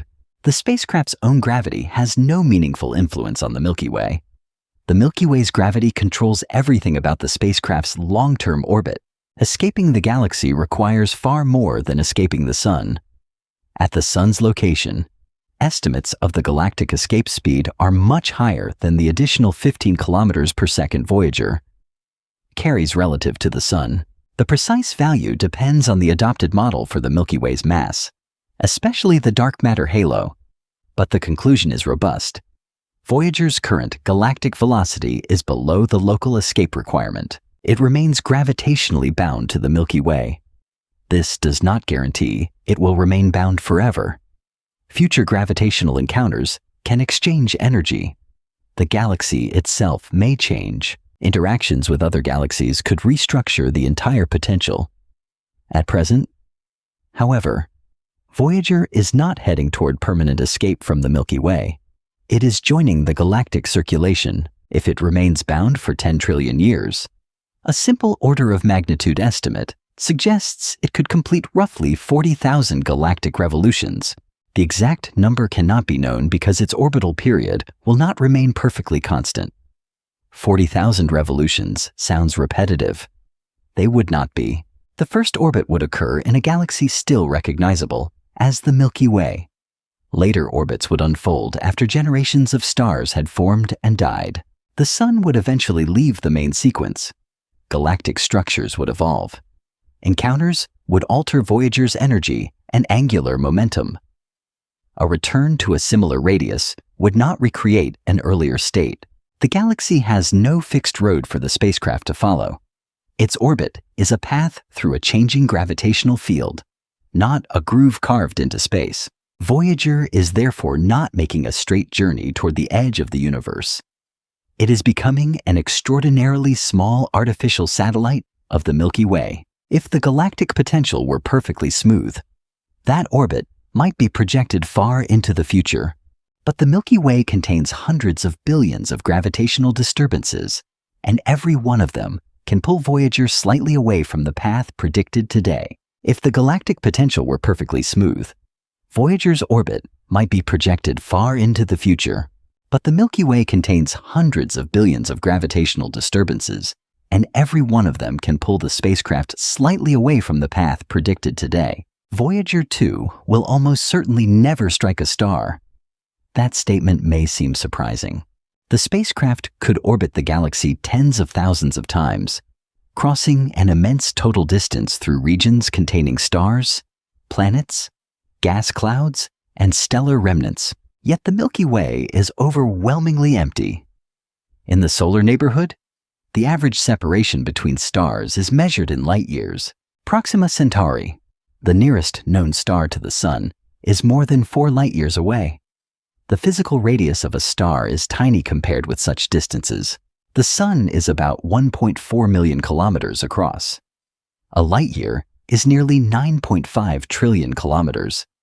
On the scale separating neighboring stars, even the Sun becomes an almost infinitesimal target. This gives a star a very small geometric cross-section.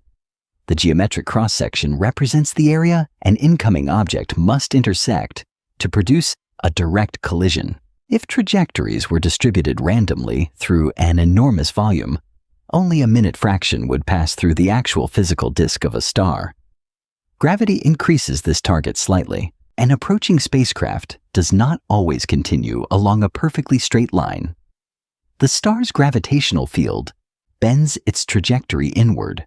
An object that would otherwise pass outside the stellar surface might be redirected into it. This effect is called gravitational focusing. Its strength depends on the star's mass, radius, and the object's relative velocity. Slower objects are deflected more strongly because gravity has more time to alter their paths. Gravitational focusing enlarges the effective collision cross-section. It does not make the galaxy crowded.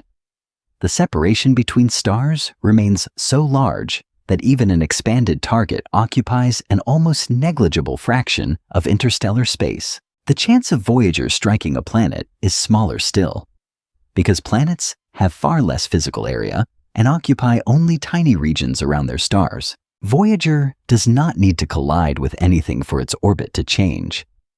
Gravity extends across distance every time the spacecraft passes a star, even from several light years away. The star contributes a small acceleration. Most individual effects are tiny, but the direction and magnitude of Voyager's velocity can change by a minute amount. This process is gravitational scattering. During an encounter, the spacecraft and star move through their mutual gravitational fields. Because Voyager's mass is negligible, almost all the observable change occurs in the spacecraft's trajectory. The size of that change depends on three major factors. The first is the mass of the passing object. A massive star, stellar remnant, or compact multiple system can produce a stronger deflection than a low-mass red dwarf at the same distance. The second is the closest approach distance.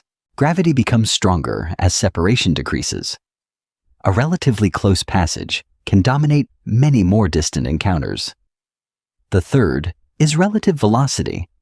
A slow encounter allows the gravitational interaction to act for longer. A fast passage produces less time for deflection. Most encounters will barely alter Voyager's path, but they do not all cancel perfectly.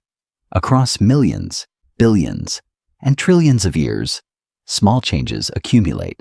The spacecraft's velocity begins to wander through a range of possible values. This can be described as diffusion in velocity space.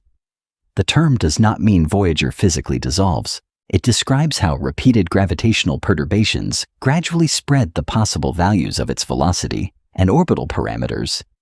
An initially well-defined path becomes less precise.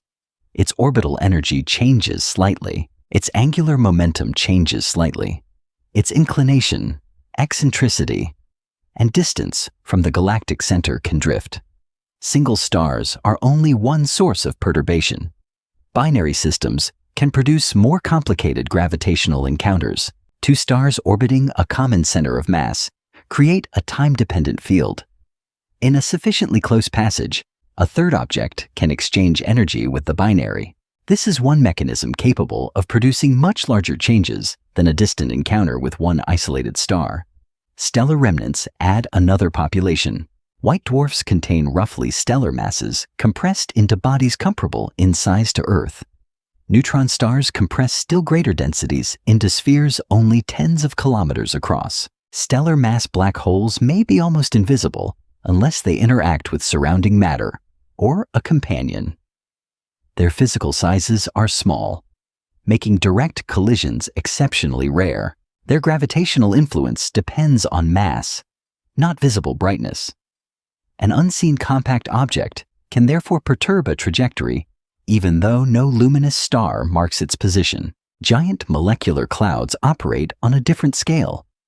These enormous structures may contain hundreds of thousands or even millions of solar masses in gas and dust. They extend across many light years and are not compact point-like objects. Voyager could pass through a cloud without striking a large solid body, yet the cloud's distributed mass can still exert a gravitational pull. Encounters with massive clouds contribute to the gradual heating and redistribution of orbits within the galactic disk. Spiral structure also matters. Spiral arms are not always best understood as permanent collections of the same stars. They can behave partly as density patterns through which stars and gas move. As an object enters and leaves these enhanced density regions, it experiences changing gravitational forces. Under some circumstances, interactions with spiral patterns can alter angular momentum and shift an orbit's guiding radius. The galactic bar creates another rotating, non-axisymmetric influence. Far beyond these local structures, The tidal field of the Milky Way shapes every orbit. That field reflects the galaxy's total distribution of visible and dark matter. Together, these effects contribute to a process known as two-body relaxation. The name can be misleading. It does not require two bodies to collide or even approach closely. It describes the cumulative exchange of energy and angular momentum caused by many gravitational encounters among objects in a system. In a perfectly smooth gravitational potential, an orbit could remain regular for an extremely long time. In a real galaxy, individual masses create fluctuations around that smooth field. Repeated fluctuations gradually redistribute orbital properties. For Voyager, this could change the eccentricity of its galactic orbit. A nearly circular path could become more elongated. The spacecraft might travel closer to the inner galaxy on one part of its orbit and farther into the outer disk on another. Its vertical motion could also grow. Voyager might rise farther above the galactic plane, spend long intervals in the sparse stellar halo, then return through denser regions. A different sequence of encounters could reduce those excursions or redirect them. In rarer circumstances, a strong interaction could add substantial orbital energy. A close encounter with a binary system, a compact, massive object, or a violently changing galactic potential could push Voyager onto a much wider orbit. In principle, enough accumulated energy could eventually unbind it from the galaxy. That possibility must be handled carefully. There is no reliable basis for assigning Voyager 2 a precise probability of galactic ejection across 10 trillion years without a dedicated model that samples its evolving orbit. Stellar encounters, galactic structure, and the future of the local group. The physically allowed outcome is not the same as the most likely outcome. The safest conclusion is narrower. Voyager is currently bound to the Milky Way. Gravitational encounters can gradually reshape its orbit. Ejection is possible in principle, but its probability remains model-dependent. This creates a remarkable paradox. The emptiness of the galaxy protects Voyager from impact. Stars are so widely separated that the spacecraft can cross the Milky Way again and again without striking one. But time gives weak forces extraordinary power. A pull too small to matter during a human lifetime can become important across millions of years. A sequence of minor changes can erase the spacecraft's original direction without producing any dramatic event. Voyager's future orbit will not be destroyed by one catastrophe. It will be rewritten by the accumulation of disturbances that were individually almost insignificant. Even if every star could be modeled perfectly, the stage containing them would not remain still. The Milky Way is approaching another great galaxy, and new data have just broken the future once considered inevitable. Even if every star could be modeled perfectly, the stage containing them would not remain still. The Milky Way is approaching another great galaxy, and new data have broken the future once considered inevitable. For decades, that future was described almost like a sentence already passed. The Milky Way and Andromeda were moving toward each other. In roughly 4 to 5 billion years, the two spiral galaxies would collide. Their structures would be torn apart, mixed together, and eventually transformed into one enormous galaxy. The event seemed certain. It no longer does. Andromeda lies approximately 2.5 million light-years from the Milky Way. It is the nearest large spiral galaxy and one of the most distant objects visible to the unaided eye under sufficiently dark skies. Its light has been traveling toward Earth for about 2.5 million years. The galaxy seen today is therefore not Andromeda as it currently exists. It is Andromeda as it appeared long before modern humans emerged. Spectroscopic measurements show that Andromeda has a substantial radial motion toward the Milky Way. Its light is blue-shifted, indicating that the distance between the two galaxies is decreasing along the line of sight. That part is well established, but radial motion provides only one component of the galaxy's velocity. The decisive question is how much Andromeda is also moving sideways. A nearly head-on approach could lead to an earlier, deeper encounter. A larger transverse motion could cause the galaxies to pass at a greater distance.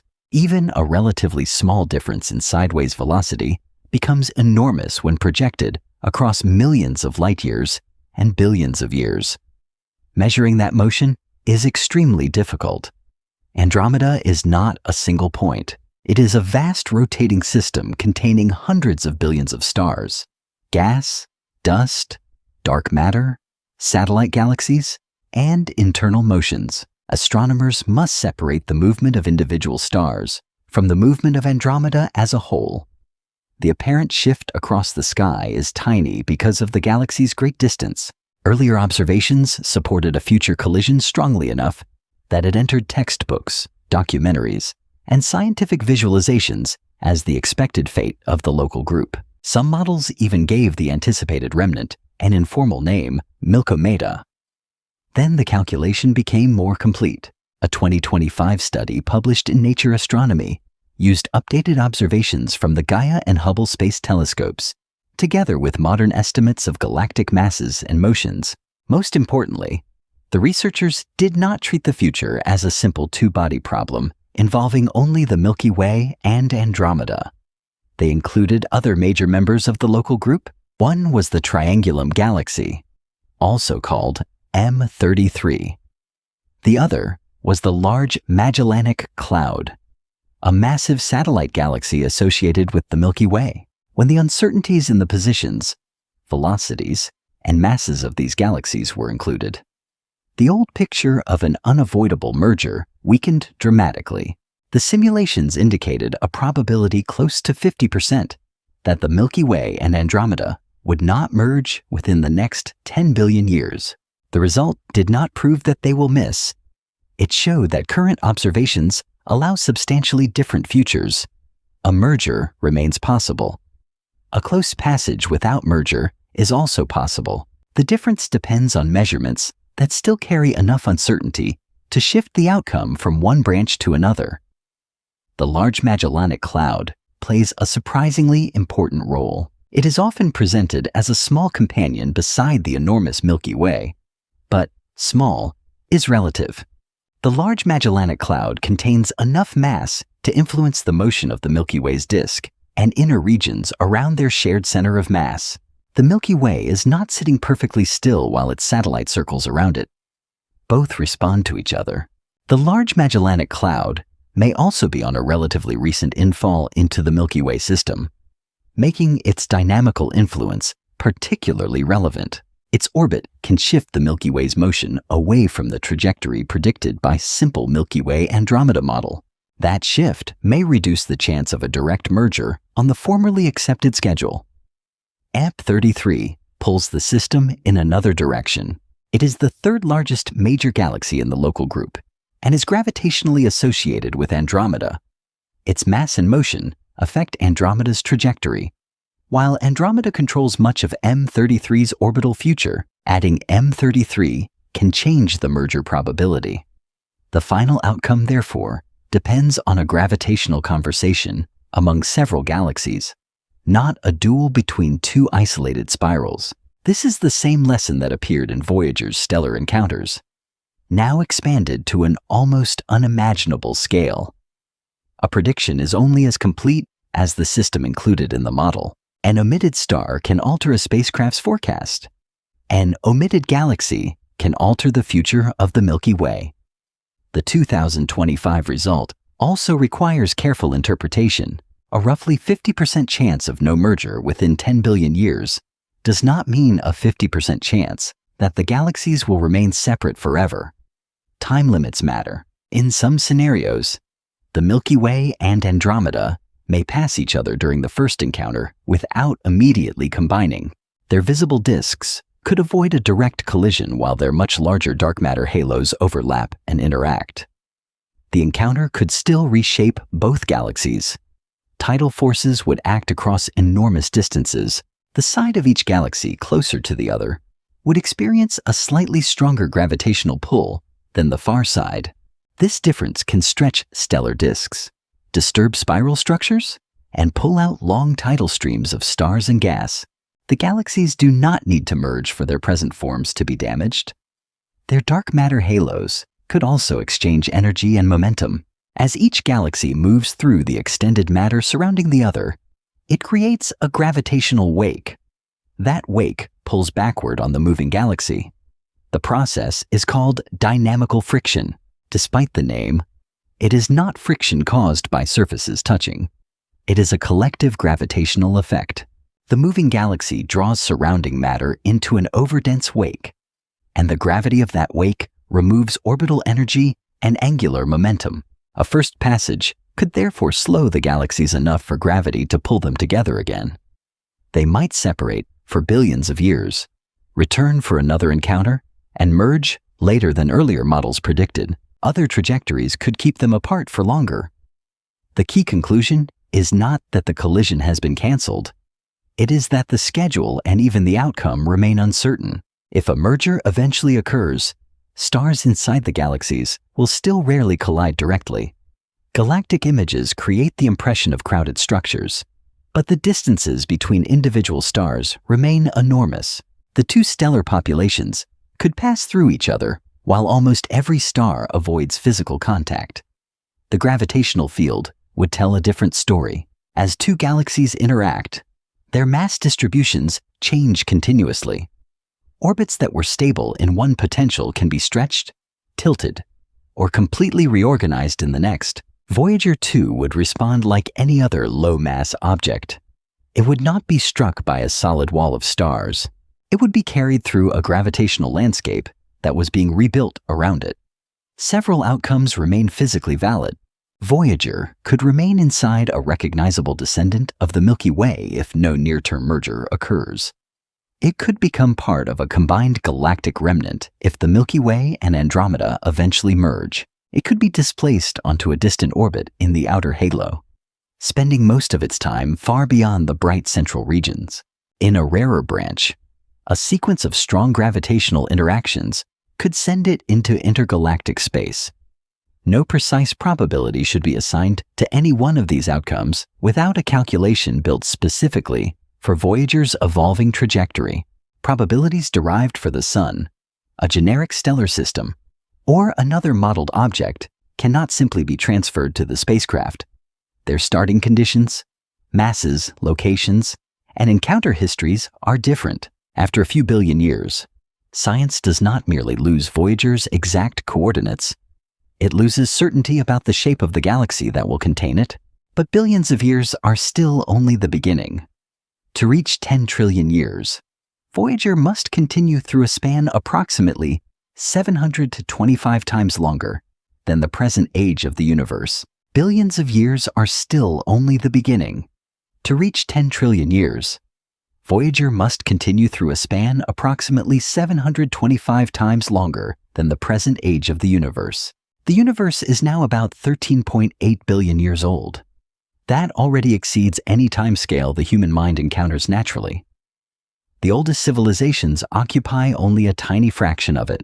The entire existence of Homo sapiens is almost invisible beside it. 10 trillion years is different again. It is not merely longer than recorded history, the age of Earth, or the lifetime of the Sun. It is hundreds of times longer than everything that has happened since the Big Bang.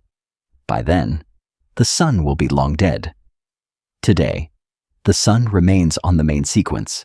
It generates energy by fusing hydrogen into helium in its core. The outward pressure supported by that energy balances the inward force of gravity. That stable period cannot continue forever. In roughly 5 billion years, the hydrogen available for fusion in the central region will become depleted. Fusion will continue in a shell surrounding an increasingly dense helium core. The balance inside the star will change. Its outer layers will expand enormously. The Sun will become a red giant, growing far brighter and hundreds of times larger than its present form. Earth's surface will become uninhabitable long before this stage reaches its maximum. Whether the expanding Sun physically engulfs Earth depends on the competing effects of solar mass loss, orbital expansion, and tidal interaction. The inner solar system will no longer resemble the system Voyager left in 1977. Later, the Sun will ignite helium in its core and produce heavier elements, primarily carbon and oxygen. It lacks enough mass to continue fusing elements all the way to iron or to explode as a core collapse supernova. Instead, the sun will lose its outer layers. Those layers will expand into space, producing a planetary nebula. The exposed core will remain behind as a white dwarf. A white dwarf is not an ordinary star. It no longer supports itself through sustained fusion. Gravity compresses its matter until a quantum mechanical effect, known as electron degeneracy pressure, resists further collapse. Electrons cannot all occupy the same quantum states under extreme compression. This restriction creates an effective pressure, even when the object is no longer generating energy through fusion. The solar white dwarf will initially be extremely hot. It will shine because it retains thermal energy, not because it continues normal stellar burning. Across immense periods, it will radiate that stored heat into space and grow progressively dimmer. By the time 10 trillion years have passed, the sun's remnant will have been cooling for a span almost impossible to compare with its original main sequence lifetime. It will no longer illuminate a recognizable solar system. The planets that survive will have experienced billions of years of dynamical change. Stellar passages and galactic tides may disturb distant objects. Some bodies could remain bound. Others may be removed. Voyager will have left this transformed system far behind. Most stars visible in the night sky today will also be gone. Massive blue stars consume their nuclear fuel quickly and may live only millions of years. Stars broadly similar to the sun survive for billions. Neither class can remain active for trillions of years. Their remnants will persist. Some will become white dwarfs. More massive stars may leave neutron stars or black holes. A neutron star forms when the core of a massive star collapses to extraordinary density. Its support involves neutron degeneracy and the behavior of matter under the strong nuclear interaction. A body containing more mass than the sun can be compressed into a sphere only tens of kilometers across. Black holes represent a more extreme outcome. Their gravity traps light within an event horizon. Stellar mass black holes, intermediate candidates, and supermassive black holes may all remain important features of the far future universe, but 10 trillion years is not yet the final darkness. The longest-lived red dwarfs may still be shining. A red dwarf has much less mass than the sun. Its core temperature is lower, and its fusion reactions proceed more slowly. It consumes hydrogen with remarkable patience.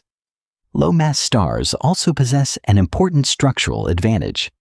The sun is not fully convective. Much of its hydrogen never reaches the central region where core fusion occurs.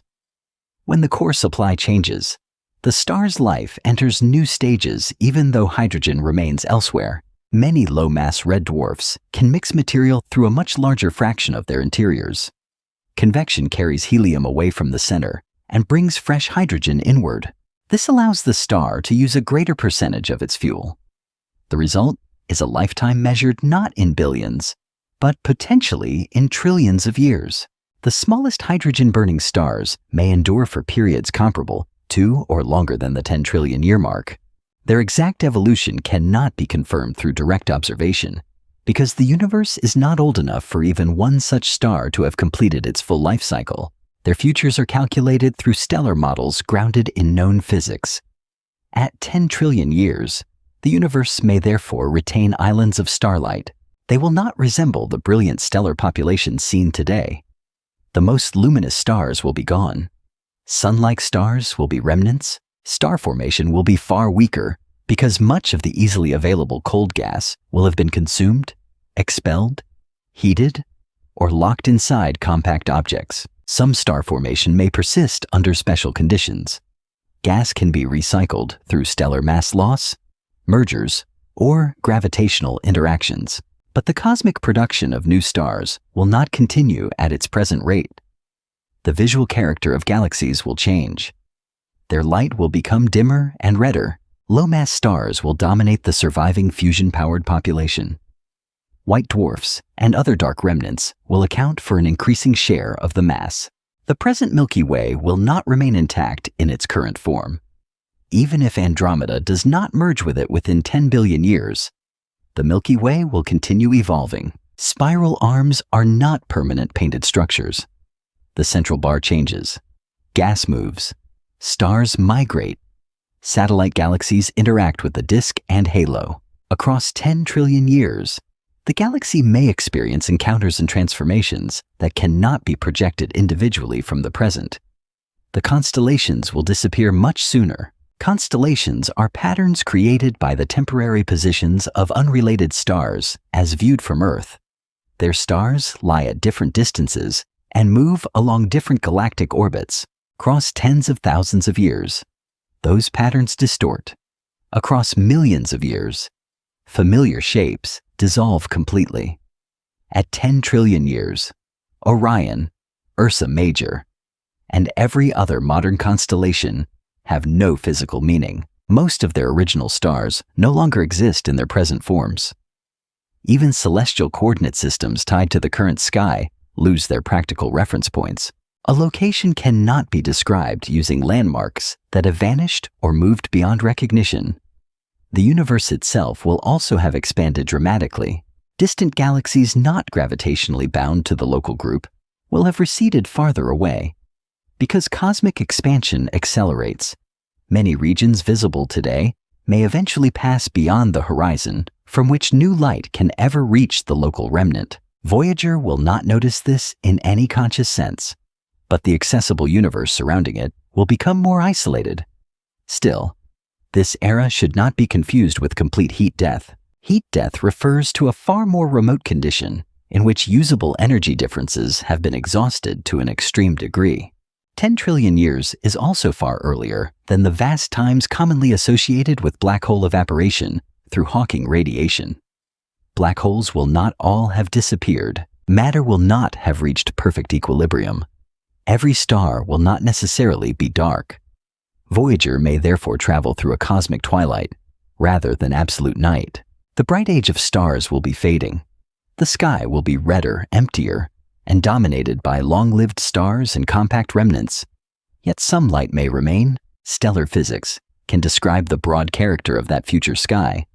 But locating Voyager within it requires a different kind of answer, one divided into several possible fates, each carrying a different level of probability. Stellar physics can describe the broad character of the future sky, but locating Voyager within it requires a different kind of answer, one divided into several possible fates, each carrying a different level of probability. No telescope operating today can observe Voyager 2 at the end of 10 trillion years.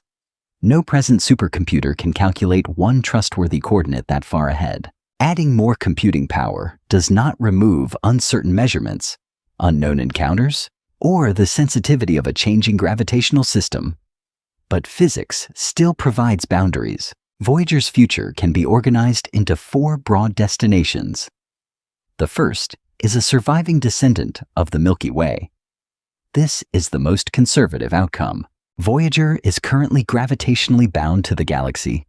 Its speed is below the escape requirement in the solar neighborhood, and there is no known event guaranteed to eject it. Galaxies can gradually lose members through a process called galactic evaporation. Repeated gravitational encounters redistribute energy. Some objects lose orbital energy and move inward.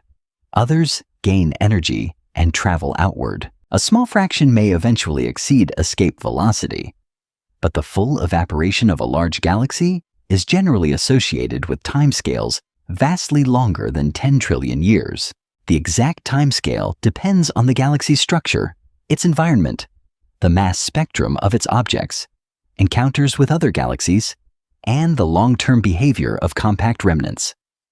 The important point is qualitative. 10 trillion years is enormous, but it may still be too early for most initially bound objects to have escaped solely through gradual relaxation. In this first fate, Voyager remains part of a galactic system descended from the Milky Way.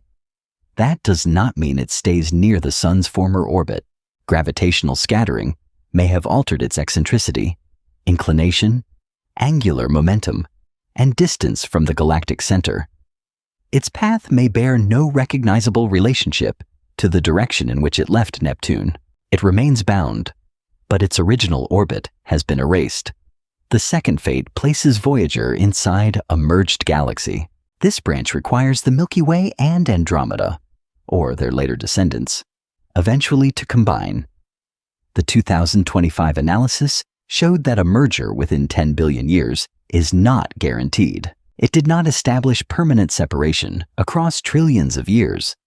Later encounters remain possible. Other members of the local group can also influence the system. Dynamical friction, tidal interactions, and the evolution of dark matter halos may continue altering the galaxy's relative motions. If a merger occurs, the name Milky Way may no longer describe a physically distinct object. The familiar spiral disk could be disrupted. Stars and remnants would settle into a new distribution. Gas might be compressed during early encounters, triggering episodes of star formation before the available supply declined. Voyager would move through a gravitational potential, rebuilt on a galactic scale. It might remain in the merged system without ever passing close to a star. The changing mass distribution alone could shift its orbit, sending it deeper toward the central regions or farther into the outskirts. In this scenario, Voyager still belongs to a galaxy. It is simply no longer the galaxy that existed when the spacecraft launched. The third fate places Voyager in an extremely distant halo. A galactic halo is not an empty boundary surrounding a sharply defined disk. It is an extended region containing dark matter, sparse stars, globular clusters, gas, tidal debris, and objects on wide orbits. Voyager could gain energy through repeated gravitational scattering without gaining enough to escape completely. Its orbit might become highly eccentric for most of each revolution. The spacecraft could remain far from the bright central body of the galaxy. It might spend billions of years moving slowly near the most distant point of its orbit, then accelerate as it fell back toward denser regions. An object can be extraordinarily far from a galaxy and still remain gravitationally bound. Escape is determined by orbital energy, not by whether the visible disk appears small. This distinction matters because Voyager could look isolated while still belonging dynamically to a larger system. A future observer might find it in near total darkness, far beyond the majority of stars, yet calculate that it remained on an immense galactic orbit. The fourth fate is intergalactic space. Voyager could, in principle, receive enough energy to escape its host galaxy. A rare close interaction with a massive object or binary system could alter its velocity. A changing galactic potential during a major merger could transfer orbital energy. Multiple encounters across trillions of years could also contribute. This outcome is physically allowed. Its probability is not known. No responsible estimate can be produced by borrowing an ejection probability, calculated for the Sun or for a generic stellar system. Voyager has a different mass, trajectory, location, and sequence of future encounters. A dedicated simulation would still face severe limitations because the required initial conditions cannot be measured with unlimited precision. If Voyager is expelled, it does not become free from all gravity. Intergalactic space contains matter. The spacecraft would still respond to the gravitational field of the local group's remnant. Nearby galactic systems, dark matter, and large-scale cosmic structure. It might move through an extended group halo rather than an absolutely empty void. Over still longer periods, it could remain weakly connected to a larger gravitational structure. These four fates are not four scheduled stops. They are broad classes of outcome. Voyager may remain in a descendant of the Milky Way. It may inhabit a galaxy created through merger. It may occupy a remote but bound halo orbit. Or it may be scattered into intergalactic space. No calculation made today can identify which branch will become real. Part of the limitation is epistemic uncertainty. This is uncertainty caused by incomplete knowledge. The exact positions and velocities of stars are not known with infinite precision. The masses of stellar systems, dark structures, gas clouds, and galaxies carry error ranges. Some objects remain undetected. Better observations can reduce this uncertainty. They cannot eliminate it entirely. A second limitation is dynamical unpredictability. The long-term trajectory becomes sensitive to small changes in the starting conditions. A tiny difference in one early encounter can alter the next encounter, which then changes the one after that. The paths diverge. This does not mean gravity stops obeying physical law. It means the information required to select one exact future would have to be known with impossible precision. A third concept is the probability distribution. Instead of producing one coordinate, scientists can calculate a range of outcomes from many plausible starting conditions. Some regions of the distribution may be more populated than others. The result describes what is likely, possible, or highly unusual. It does not pretend that Voyager occupies every future location. Only one history will occur. The distribution represents present uncertainty about which history it will be.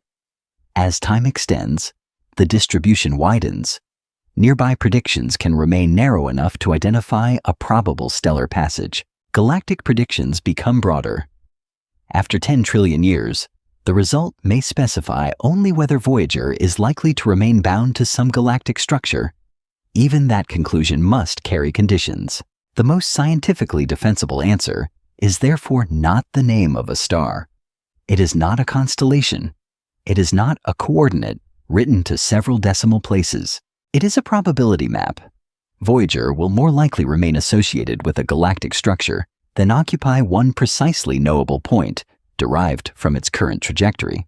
But no observation made today can determine its exact future address. Even if its location cannot be known, a more disturbing question remains. After 10 trillion years, will there still be a physical object that can be called Voyager 2? Even if Voyager's location cannot be known, a more disturbing question remains. After 10 trillion years, will there still be a physical object that can be called Voyager 2? The spacecraft does not need to be crushed, melted, or consumed by a star to disappear in any meaningful sense. It only needs to lose the structures that make it recognizable. The antenna dish could break away. The instrument booms could fracture. The surface could lose its manufactured edges. The microscopic information carried by the golden record could be erased while the metal beneath it remained. This creates 4 very different definitions of survival. The first is survival of matter. The atoms that once formed Voyager may still exist. Aluminum, titanium, copper, gold, silicon, and other elements do not vanish merely because a machine stops operating. They can be displaced, chemically altered, transmuted by rare nuclear interactions, or scattered into separate fragments. But much of the original matter could persist in some form for an extraordinarily long time. That does not mean Voyager survives as a spacecraft. The second level is structural survival. Its components must remain physically connected. The dish must remain attached to the bus. The booms, cables, fasteners, instruments, and protective structures must continue forming one assembled object. A collection of fragments traveling along similar trajectories would contain Voyager's former material without remaining Voyager in an engineering sense. The third level is recognizable survival. Even if the main structure stays together, erosion could remove the features that reveal artificial design. Thin surfaces, sharp edges, markings, wiring, and instrument shapes are more vulnerable than large blocks of metal. A severely damaged structure might remain a single object, while no longer looking like a spacecraft. The fourth level is informational survival. The golden record must retain sufficiently precise surface features for its sounds, images, and encoded instructions to be recovered. This is the most demanding form of survival. Information depends not only on matter, but on arrangement. A copper disk can endure after the fine structure that made it a message has been destroyed. Voyager may avoid stars and planets for trillions of years. That does not place it in perfect nothingness. Interstellar and intergalactic space contain energetic particles, tenuous gas, magnetic fields, radiation, and dust. Each interaction is small. Across 10 trillion years, the number of interactions becomes immense. Galactic cosmic rays are among the most persistent agents. They include high-energy protons, atomic nuclei, electrons, and other particles traveling through the galaxy. Many originate in energetic astrophysical environments, including supernova remnants, although their exact histories can be complex. Unlike ordinary visible light, high-energy charged particles can penetrate material. As they pass through a solid, they can ionize atoms and molecules. They can disrupt chemical bonds, deposit electrical charge, and transfer enough momentum to displace atoms from their positions inside a crystal lattice. One event changes almost nothing at the scale of a spacecraft. Repeated events create cumulative damage. In electronic materials, radiation can alter stored charge, generate defects, and degrade semiconductor behavior. Once Voyager loses power, electronic function no longer matters, but structural effects continue. Displaced atoms can produce vacancies and interstitial defects inside metals over very long periods. This can contribute to changes in mechanical properties, including embrittlement. The exact result depends on radiation energy, particle type, shielding, temperature, and material composition. Another process is sputtering. When an energetic particle strikes a surface, it can transfer momentum to atoms in the material. Some surface atoms may receive enough energy to escape. Each event removes an almost immeasurably small amount of matter. But sputtering never requires a large collision. A continuous flux of particles can gradually change a surface, thinning coatings and softening fine details. The gold plating on exposed components could be altered before the underlying copper disappeared. Etched markings and delicate surface structures could be damaged before a thick metal plate lost its overall shape. Dust creates a more violent form of erosion. Interstellar dust grains are tiny, but Voyager moves through space at high relative speed. A microscopic particle can strike with enough energy to create a crater, melt a minute area, or eject surface material.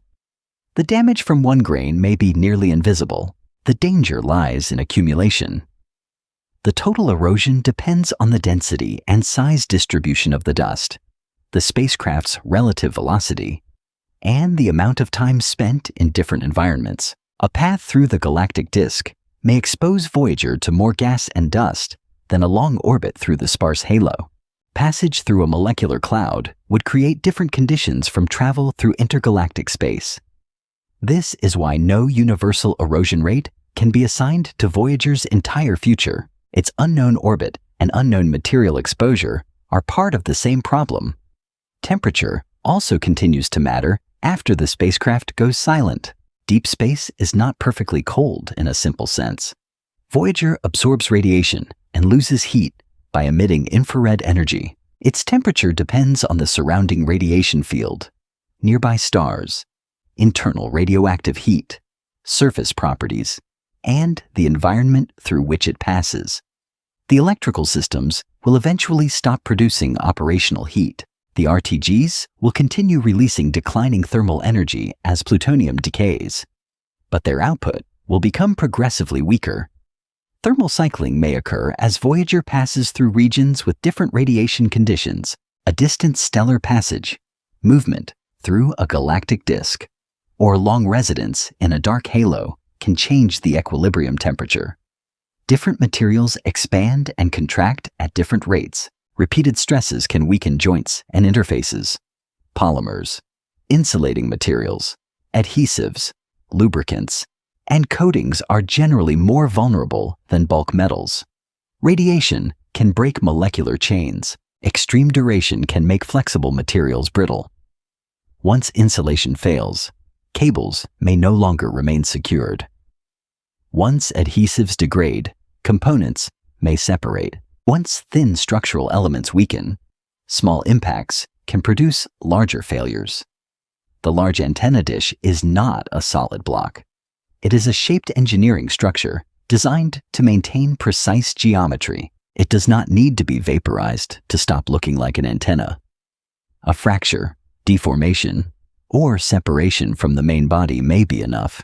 No experiment can reproduce 10 trillion years of combined cosmic ray exposure, dust impacts, temperature changes, and changing galactic environments. Scientists can measure material responses, estimate particle fluxes, accelerate some forms of radiation testing, and construct physical models.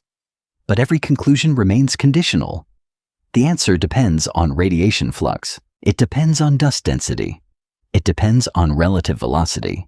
It depends on whether Voyager spends most of its future in the disk, the halo, a merged galaxy, or intergalactic space. The golden record faces the strictest test. It is a gold-plated copper disk attached to the spacecraft and protected by a cover. Symbolic instructions on the cover explain the basic method of playback and establish reference quantities using physical phenomena. The record stores information through analog structure. Its grooves encode sounds. Images are represented as signals that must be reconstructed. The collection includes human voices, natural sounds, music, scientific information, and scenes from life on Earth. The message exists because the surface has a precise physical arrangement. That arrangement is far more fragile than the disk's total mass. The copper body could remain while the grooves become too damaged to read. The gold layer could persist in patches while impacts and sputtering interrupt the encoded signal. A future finder might recover an artificial disk, but not the information once stored on it. The bottle could survive after the letter had vanished. For that reason, the golden record should not be described as humanity's guaranteed final evidence. It may never be found. It may not remain attached to the spacecraft. It may become unreadable long before the underlying metals are dispersed. The most defensible future is not an image of Voyager 2 remaining bright, clean, and perfectly preserved. If its matter persists, it may exist as a deformed structure or a loose group of fragments that no longer carries an intelligible message. If its address is erased, its shape is worn away, and its record can no longer be read, Voyager may appear to have failed. But that conclusion ignores the most important thing the mission has already left behind. If Voyager's address is erased, its shape is worn away, and its record can no longer be read, the mission may appear to have failed. But that conclusion ignores the most important thing it has already left behind. The golden record may never be found.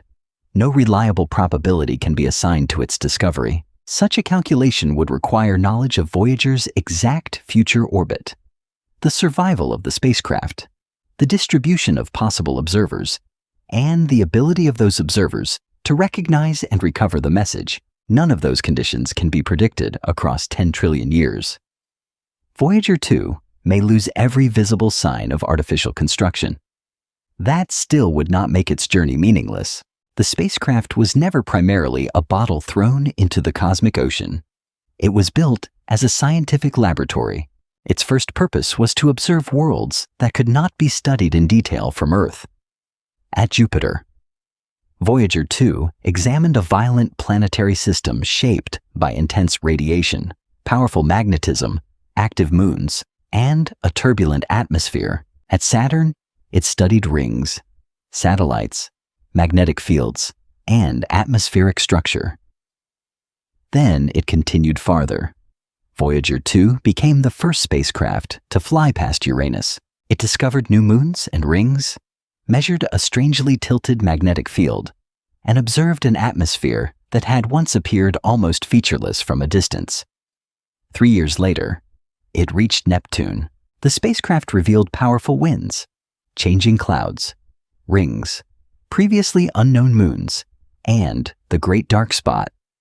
Its close encounter with Triton exposed a world with a young surface and active nitrogen geysers. No second spacecraft has visited either Uranus or Neptune at close range. Every modern description of those planets still depends heavily on information collected during brief encounters in 1986 and 1989. Voyager's scientific role did not end with Neptune. It continued measuring particles, plasma waves, and magnetic fields while traveling through the outer heliosphere. It crossed the termination shock, passed through the heliosheath and entered the local interstellar medium. Those measurements transformed boundaries that had existed mainly in theory into environments that could be sampled directly. Voyager 2 also crossed the heliopause with a working plasma instrument, providing observations that complemented the different instrument set and trajectory of Voyager 1. The two spacecraft showed that the heliosphere is not a simple, static sphere. It is a dynamic structure shaped by solar activity, magnetic fields, plasma pressure, and the movement of the Sun through the local interstellar medium. This scientific legacy remains on Earth. It does not depend on the spacecraft surviving. Measurements received by the Deep Space Network have been archived, calibrated, analyzed, and reanalyzed. Researchers can compare old data with new models and other missions. A discovery does not end when the instrument that produced it goes silent. Future scientists may ask questions that the original team never considered. The spacecraft's engineering legacy also remains behind. The Deep Space Network learned to communicate across greater distances and with weaker signals. Receiver technology improved. Antenna arrays, signal processing, navigation methods, and error correction techniques evolved through the demands of deep space missions. Voyager demonstrated the value of fault-tolerant architecture. Redundant systems allowed alternative hardware to take over when primary components degraded. Automatic protection gave the spacecraft a chance to preserve itself during periods when Earth could not respond quickly. The mission showed that longevity is not produced by redundancy alone. Backup hardware must be understood, tested, and managed. Procedures must evolve. Engineering knowledge must pass from one generation to another before the people who design the system leave the mission. Power management became an extended scientific discipline. Engineers learned how to preserve essential functions, while electrical output declined. They turned off heaters, accepted temperatures beyond original expectations, retired instruments, and repeatedly rebalanced risk. Every saved watt became operational time. Interplanetary navigation gained another extraordinary demonstration. The gravity assists at Jupiter, Saturn, Uranus, and Neptune were not only clever ideas. They were executed encounters in which timing and geometry had to remain precise across billions of miles. The final trajectory became evidence that a spacecraft could use moving planets as part of its propulsion strategy. Voyager's legacy, therefore, does not travel only on Voyager. It exists in communication systems, spacecraft design, mission planning, scientific archives, engineering culture, and the people trained through the program. The golden record adds a different kind of value. It was not a guarantee of contact with another civilization. Its creators knew the probability of discovery was unknown and likely extremely small. They still chose to include it. A civilization confined to one planet. Selected sounds, images, music, greetings, and scientific references. It attempted to represent life without knowing who, if anyone, might ever receive the result. The record was necessarily incomplete. No collection could capture all human cultures, experiences, conflicts, achievements, or failures. It was a curated artifact, created at a particular moment in history. That limitation does not erase its meaning. The important act was not a promise that somebody would listen. It was the decision to speak without such a promise. This distinction protects Voyager's story from false sentiment. The spacecraft does not feel lonely. It does not remember Earth. It does not understand the sounds attached to its body. It has no destination, hope, fear, or awareness of how long it may continue moving. Meaning belongs to the people who created it. Engineers built a machine that could survive beyond its intended planetary mission. Scientists designed instruments for questions that had never been answered directly. Operators spent careers preserving a signal that grows weaker every year. Many of those who began the mission did not remain long enough to see its latest achievements. Other people inherited the responsibility. This is one of Voyager's most valuable human lessons. A project can matter even when its creators will not witness the final outcome. Scientific work often extends beyond one lifetime. Observations become archives. Designs become foundations. Questions passed to people who were not alive when the original mission began. Value does not require personal completion. Voyager also demonstrates a harder form of scientific courage. Science becomes most trustworthy when it recognizes the boundary between evidence and speculation. It can establish Voyager's present motion. It can project near-term encounters. It can describe classes of galactic futures. It cannot name one exact location after 10 trillion years, guarantee the survival of the golden record, or promise that another intelligence will find it. Admitting those limits does not weaken the story. It makes the story real. In 1977, Voyager 2 could be described with coordinates, velocity, power output, and a two-way radio link. Engineers knew where it was. They knew what it was doing. They could transmit a command and wait for a measurable response. After 10 trillion years, those certainties become a probability distribution. The sun is gone as an active star. The constellations are gone. The Milky Way has changed beyond recognition. Voyager's trajectory has been altered by interactions that cannot be listed in advance. One fact remains fixed. The spacecraft was built. It was launched. It crossed the outer planets and continued into interstellar space. 10 trillion years from now, no one can say where Voyager 2 will be. It may still orbit the remnant of a galaxy.